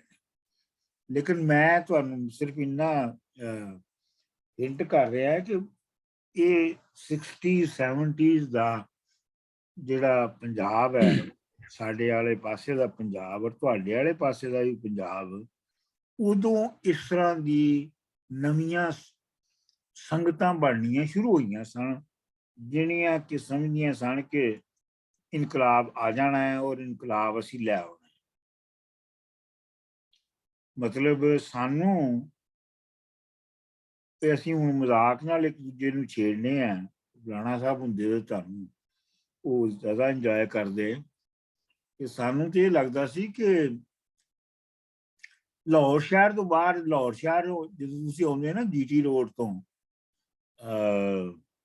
ਰਾਵਲਪਿੰਡੀ ਵੱਲੋਂ, ਤੇ ਤੁਸੀਂ ਰਾਵੀ ਦਾ ਪੁਲ ਲੰਘ ਕੇ ਆਉਂਦੇ ਹੋ ਸ਼ਹਿਰ 'ਚ, ਤੇ ਸਾਡਾ ਖਿਆਲ ਸੀਗਾ ਕਿ ਇਨਕਲਾਬ ਜਿਹੜਾ ਰਾਵੀ ਦੇ ਪੁਲ ਤੱਕ ਤੇ ਆ ਚੁੱਕਿਆ ਹੈ ਤੇ ਬਸ ਉੱਥੋਂ ਅੰਦਰ ਨੇ ਆਉਣਾ। ਸਾਨੂੰ ਇੰਨਾ ਯਕੀਨ ਸੀ। ਚਲੋ ਜੀ ਅਗਲੀ ਵਾਰੀ। ਹਾਂਜੀ ਡਾਕਟਰ ਸਾਹਿਬ, ਇੱਕ ਹੋਰ ਵੀ ਬੜੀ ਮੈਨੂੰ ਤਾਂ ਕੋਇਨਸੀਡੈਂਸ ਔਰ ਫਾਰਚੂਨੇਟ ਗੱਲ ਲੱਗਦੀ ਆ ਕਿ ਜੇ ਇੰਨੀ ਹਿਸਟੋਰਿਕ ਕਲਾਸੀਕਲ ਜਿਹੜੀ ਥਿੰਕਿੰਗ ਪ੍ਰੋਸੈਸ ਨੇ ਹੋਰ ਆਪਾਂ ਡਿਸਕਸ ਕਰ ਰਹੇ ਹਾਂ, ਔਰ ਨਜਮ ਹੁਸੈਨ ਵੀ ਇਸ ਵੇਲੇ ਉਹਨਾਂ ਦੀ ਸਿਹਤ ਵਗੈਰਾ ਦਾ ਕੀ ਹਾਲ ਹੈ, ਔਰ ਤੁਹਾਡੇ ਅਕੁਆਇੰਟੈਂਸ ਨੇ, ਯਾਰ ਦੋਸਤ ਨੇ, ਉਹ ਬਹੁਤ ਵੱਡਾ ਕੋਇਨਸੀਡੈਂਸ ਹੈ ਸਾਡੇ ਲਈ। ਤੇ ਇੱਕ ਹੋਰ ਗੱਲ ਡਾਕਟਰ ਸਾਹਿਬ, ਜਿਹੜੀ ਤੁਸੀਂ ਸ਼ਮਸ ਦੀ ਗੱਲ ਕੀਤੀ ਨਾ, ਤੁਸੀਂ ਹੁਣ ਕਲੈਰੀਫਾਈ ਕਰ ਲਓ, ਕਿਉਂਕਿ ਕਿਸੇ ਨੇ ਤੁਹਾਡਾ ਲੈਕਚਰ ਸੁਣਨਾ ਹੈ ਤੇ ਉਹ ਕਨਫਿਊਜ਼ ਨਾ ਹੋ ਜਾਣ ਦੋਨਾਂ 'ਚ, ਕਿਉਂਕਿ ਆਪਾਂ ਦੂਜਾ ਪਹਿਲਾਂ ਨਾਂ ਲੈ ਗਏ ਸੀ। ਉਹ ਨਹੀਂ ਸ਼ਮਸ ਤਬਰੇਜ਼ ਦੀ ਗੱਲ ਨਹੀਂ ਹੋ ਰਹੀ, ਸ਼ਮਸ ਸਬਜ਼ਵਾਰੀ ਦੀ ਹੋ ਰਹੀ। ਹਾਂ ਬਸ ਡਾਕਟਰ ਸਾਹਿਬ ਇਹ ਮਤਲਬ ਇਹ ਮਿਕੀ ਖਿਆਲ ਆਇਆ, ਜਿਸ ਤਰ੍ਹਾਂ ਉਹ ਨੌਜਵਾਨਾਂ ਦੀ ਗੱਲ ਹੋਣੀ ਪਈ ਤੇ ਜਿਸ ਤਰ੍ਹਾਂ ਹਸਨ ਨਿਸਾਰ ਵਾਸਤੇ ਫੈਜ਼ ਅਹਿਮਦ ਫੈਜ਼ ਜਿਸ ਤਰ੍ਹਾਂ ਨਜ਼ਮ ਲਿਖੀ ਵਗੈਰਾ, ਤੇ ਮਿਕੀ ਜਿਹੜਾ ਹੈ ਨਾ ਮਤਲਬ ਉਸ ਨਾਲ ਖਿਆਲ ਵੀ ਆਇਆ ਕਿ ਨੌਜਵਾਨਾਂ ਕੀ ਜਦੋਂ ਤੁਸੀਂ ਰੈਫਰੈਂਸ ਕਰਨੇ ਹੋ 1960s ਤੇ 70s ਨੇ ਪੰਜਾਬ ਵਿੱਚ, ਤੇ ਇੱਕ ਹੋਰ ਰੈਫਰੈਂਸ ਵੀ ਬੰਦੇ ਨੇ ਦਿਮਾਗ ਵਿੱਚ, ਹਾਲਾਂਕਿ ਹੋ ਸਕਦਾ ਕਿ ਇਹ ਇਹਨਾਂ ਉਸ ਪਰ ਇਹ ਨਜ਼ਮ ਨਹੀਂ ਲਿਖੀ, ਪਰ ਬੰਦੇ ਕੀ ਖਿਆਲ ਤੇ ਅਸ਼ਨਾ ਜਿਹੜਾ ਉਹ ਪੀਰੀਅਡ ਸੀ ਨਾ, ਉਹਦੇ ਵਿੱਚ ਨਜਮ ਹੁਸੈਨ ਸੀਏ ਸਾਹਿਬ ਖੁਦ ਵੀ, ਉਹਨਾਂ ਦੇ ਅੰਦਰ ਵੀ ਉਹ ਰੈਵੋਲੂਸ਼ਨ ਆ ਰਿਹਾ ਸੀ ਜੀ, ਬਿਲਕੁਲ, ਜਿਹਦਾ ਜ਼ਿਕਰ ਹੋ ਰਹੀ ਹੈ ਇੱਥੇ, ਉਹ ਵੀ ਉਸ ਪ੍ਰੋਸੈਸ ਦੇ ਵਿੱਚ ਸਨ। ਇਹ ਉਹਨਾਂ ਦੀ ਜਿਹੜੀ ਨਜ਼ਮ ਹੈ, ਨਜ਼ਮਾਂ ਨੇ, ਬਾਰ ਦੀ ਵਾਰ ਹੋਏ, ਇਹ ਦੋਵੇਂ ਸਿਰਫ ਡਿਪਿਕਸ਼ਨਸ ਨਹੀਂ ਹੈਗੀਆਂ, ਇਹ ਸੈਲਫ ਐਕਸਪਲੋਰੇਸ਼ਨ ਵੀ ਹੈ ਜੀ। ਇਹ ਸਾਰੇ ਕਰੈਕਟਰ ਜਿਹੜੇ ਨੇ ਇਹ ਉਹਨਾਂ ਦੇ ਆਪਣੇ ਅੰਦਰੋਂ ਉਗਰੇ ਨੇ ਜੀ, ਬਿਲਕੁਲ। ਅਸਾਂ ਤੇ ਡਾਕਟਰ ਸਾਹਿਬ ਕਹਾਣੀਆਂ ਹੀ ਸੁਣਨੀਆਂ ਜਾਂ ਹਿਸਟਰੀ, ਅਸਾਂ ਨਹੀਂ ਹਿਸਟਰੀ ਚ ਤੇ ਕੋਈ ਬੰਦਾ ਕੋਈ ਗੱਲ ਇਤਨੀ ਕੋਈ ਕਰਨਾ ਕੋਈ ਨਹੀਂ, ਪਰ ਮੈਂ ਇਹ ਨਜ਼ਮ ਪੜ੍ਹੀ ਤੇ ਮਿਕੀ ਖਿਆਲ ਆਇਆ ਕਿ ਨੌਜਵਾਨਾਂ ਨੇ ਜ਼ਹਿਨ ਉੱਪਰ ਉਸ ਪੀਰੀਅਡ ਨਾ 60s ਨਾ 70s ਨਾ ਫਿਰ ਬਹੁਤ ਅਸਰ ਹੋਇਆ ਉਸੀ ਬਹੁਤ। ਡਾਕਟਰ ਸਾਹਿਬ ਹੁਣ ਜਿਹੜੀ ਸਾਡੇ ਸਾਹਮਣੇ ਇਸ ਵੇਲੇ ਗੱਲ ਹੋਈ ਹੈ, ਆਪਣਾ ਅਗਰ ਤੁਸੀਂ ਆਪਣਾ ਈਸ਼ਵਰ ਜੀ ਮੇਰੀ ਆਟੋਬਾਇਓਗ੍ਰਾਫੀ ਪੜ੍ਹੋ ਨਾ, ਤੇ ਉਹਦੇ ਵਿੱਚ ਤੁਹਾਨੂੰ ਉਹਦੇ 'ਚ ਕਾਫੀ ਸਮਝ ਆ ਸਕਦੀ ਹੈ ਕਿ ਉਹ ਮਾਹੌਲ ਕੀ ਹੈਗਾ ਸੀ ਜੀ, ਕਿਉਂਕਿ ਮੈਂ ਉਹਦੇ 'ਚ ਬੰਦਿਆਂ ਦੇ ਨਾਂ ਲੈ ਕੇ ਲਿਖਿਆ ਹੈ ਜੀ, ਕਿ ਕੌਣ ਕਿੱਥੋਂ ਆਇਆ, ਕਿਵੇਂ ਜੁੜਿਆ, ਕੀ ਬਣਿਆ, ਫਿਰ ਅੱਗੇ ਕੀ ਹੋਇਆ। ਉਹ ਮੈਂ ਪੂਰਾ ਜਿਹੜਾ ਨਾ, ਅਗਰ ਉਹੋ ਹੀ ਹਿੱਸਾ ਉਹਦਾ ਆਟੋਬਾਇਓਗ੍ਰਾਫੀ ਦਾ ਜਿਹੜਾ ਨਾ ਉਹ ਇੰਪੋਰਟੈਂਟ ਹੈ, ਔਰ ਉਹਦੀ ਲਿਖਣ ਦਾ ਮਕਸਦ ਵੀ ਮੇਰਾ ਆਟੋਬਾਇਓਗ੍ਰਾਫੀ ਦਾ ਇਹ ਸੀ, ਉਸ ਪੀਰੀਅਡ ਨੂੰ ਕੈਪਚਰ ਕਰਨਾ ਤੇ ਉਸ ਤੋਂ ਪਹਿਲੇ ਪੀਰੀਅਡ ਨੂੰ ਕੈਪਚਰ ਕਰਨਾ। ਬਾਕੀ ਅੱਜ ਦੀ ਕਿਤਾਬ ਤੇ ਅਮਰੀਕਾ ਦੇ ਉੱਤੇ ਹੈ, ਉਹ ਨਾਮ ਹੀ ਪੜ੍ਹੋਗੇ ਕੀ ਫਰਕ ਹੁੰਦਾ। ਜੀ, ਬਿਲਕੁਲ। ਮੇਰਾ ਕੰਟੈਕਟ ਹੋਇਆ ਜ਼ੁਬੈਰ ਸਾਹਿਬ ਨਾਲ, ਮੈਂ ਇੱਕ ਦੋ ਦਿਨ ਬਾਅਦ ਉਹਨਾਂ ਕੀ ਫਿਰ ਫੋਨ ਕਰੀ ਦੱਸਾਂ ਜੀ, ਉਹਨੂੰ ਦੱਸੋ ਮੇਲ ਕਰ ਦੇਗਾ ਨਾ ਕਿਤਾਬਾਂ ਤੁਹਾਨੂੰ। ਜੀ ਬਿਲਕੁਲ, ਉਹ ਮੈਂ ਉਹਨਾਂ ਨੇ ਭੇਜੀ ਹੈ ਲਿਸਟ ਮਿਕੀ, ਉਹ ਇਤਨੀ ਸਾਰੀਆਂ ਕਿਤਾਬਾਂ ਜਾਂ ਮੈਂ ਸੋਚ ਰਹੀ ਸੀ ਮੈਂ ਸਾਰੀਆਂ ਹੀ ਮੰਗਾਈ ਕਿ ਨਾ। ਆਹ ਸੈਟ ਇੱਕ ਮੰਗਵਾ ਲਓ। ਜੀ ਬਿਲਕੁਲ, ਪਰ ਇਹ ਜਿਹੜੇ ਜ਼ਾਹਿਰਾ ਇਹ ਹਿਸਟੋਰੀਕਲ ਤੁਸਾਂ ਦੀ ਕਿਤਾਬ ਦੇ ਔਰ ਇਸ ਤਰ੍ਹਾਂ ਦੀਆਂ ਨਜ਼ਮਾਂ ਜਿਹੜੀਆਂ ਜਾਂ ਵਗੈਰਾ, एक तुसां की कलोकियल एक्सप्रेशन पता लगना उस जमाने ना असां की ते क्या पता है जी पंजाब विच 60 70 च क्या होया सा ते ए बड़ी thank you so much for referencing that and for bringing that out. Thank you. ਦੇਖੋ ਨਾ ਜਿਹੜਾ ਸਾਡੇ ਪੰਜਾਬ ਔਰ ਬਲਕਿ ਈਸਟ ਪੰਜਾਬ ਵਿੱਚ ਵੀ ਜਿਹੜੀ ਥੋੜੀ ਬਹੁਤ ਰਿਬੈਲੀਅਨ ਦਾ ਪੀਰੀਅਡ ਹੈ ਨਾ, ਜਿਹਨੂੰ ਤੁਸੀਂ ਕਹਿ ਸਕਦੇ ਹੋ ਰੈਵੋਲੂਸ਼ਨਰੀ ਲਹਿਰ, ਉਹ 60s ਤੋਂ ਲੈ ਕੇ 70s ਦੇ ਮਿਡ ਤੱਕ ਰਹੀ ਹੈ। ਉਹਦੇ ਵਿੱਚ ਪੀਪਲਸ ਪਾਰਟੀ ਦਾ ਵੀ ਰੋਲ ਸੀ, ਉਹਦੇ ਵਿੱਚ ਮਜ਼ਦੂਰ ਕਿਸਾਨ ਪਾਰਟੀ ਦਾ ਵੀ, ਉਹ ਵੀ ਉਹਦੇ ਵਿੱਚੋਂ ਹੀ ਜੰਮੀ ਸੀ। ਪੀਪਲਸ ਪਾਰਟੀ ਵੀ ਉਹਨਾਂ ਹਾਲਾਤ ਦੇ ਵਿੱਚ ਹੀ ਜੰਮੀ ਸੀ। ਦੂਜੇ ਪਾਸੇ ਚੜ੍ਹਦੇ ਪੰਜਾਬ ਦੇ ਵਿੱਚ ਜਿਹੜੀ ਹੈ ਉਹ ਨਕਸਲਬਾੜੀ ਤਹਿਰੀਕ ਜਿਹੜੀ ਹੈ ਉਹ ਚੱਲੀ ਸੀ, ਤੇ ਉਹ ਕੋਇਨਸਾਈਡ ਕਰਦਾ ਹੈ ਦੋਵਾਂ ਪੰਜਾਬਾਂ ਦਾ ਪੀਰੀਅਡ। ਔਰ ਦੋਵਾਂ ਪੰਜਾਬਾਂ ਦੇ ਵਿੱਚ ਹੀ ਜਿਹੜਾ ਡਿਕੇ ਹੈ ਮੂਵਮੈਂਟ ਦਾ, ਉਹ ਵੀ ਤਕਰੀਬਨ ਇੱਕ ਹੀ ਪੀਰੀਅਡ 'ਚ ਹੋਇਆ। ਤੇ ਉਹ ਮੈਂ ਹਮੇਸ਼ਾ ਦੋਸਤਾਂ ਨੂੰ ਕਹਿੰਦਾ ਹੈ ਕਿ ਬਈ ਇਹ ਜਿਹੜੀ ਲਕੀਰ ਬਾਰਡਰ ਦੀ ਹੁੰਦੀ ਹੈ ਨਾ, ਇਹ ਹਜ਼ਾਰਾਂ ਸਾਲ ਦੀ ਕੌਮੀ ਜਿਹੜੀ ਕਾਮਨ ਹਿਸਟਰੀ ਹੈ, ਉਹਦੇ ਵਿੱਚ ਲਕੀਰ ਇੰਜ ਨਹੀਂ ਵਾਹੀ ਜਾਂਦੀ ਜਿਵੇਂ ਇਹਨਾਂ ਨੇ ਜਿਵੇਂ ਵਾਹੀ ਹੈ ਇਹਨਾਂ ਨੇ। ਮਤਲਬ ਇਸ ਦੇ ਬਾਵਜੂਦ ਕਿ ਈਸਟ ਪੰਜਾਬ ਔਰ ਵੈਸਟ ਪੰਜਾਬ 'ਚ ਬਜ਼ਾਹਰ ਅਪੈਰੈਂਟਲੀ ਦੋ ਮੁਖਤਲਿਫ ਤਰ੍ਹਾਂ ਦੇ ਸਿਸਟਮ, ਦੋ ਮੁਖਤਲਿਫ ਤਰ੍ਹਾਂ ਦੇ ਜਿਹੜੇ ਰਹੇ ਨੇ, ਲੇਕਿਨ ਅਗਰ ਤੁਸੀਂ ਸੋਸ਼ੋ ਇਕਨੋਮਿਕ ਐਂਡ ਪੋਲੀਟੀਕਲ ਦੇਖੋ ਉਸ ਰੈਫਰੈਂਸ ਦੇ ਨਾਲ, ਤੇ ਤੁਹਾਨੂੰ ਲੱਗਿਆ ਕਿ ਇਹ ਇੱਕ ਹੀ ਤਰ੍ਹਾਂ ਮੂਵ ਕਰ ਰਹੇ ਨੇ।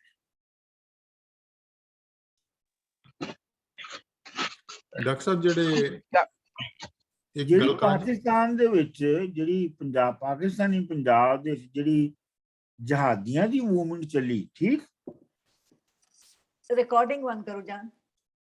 ਜਹਾਦੀਆਂ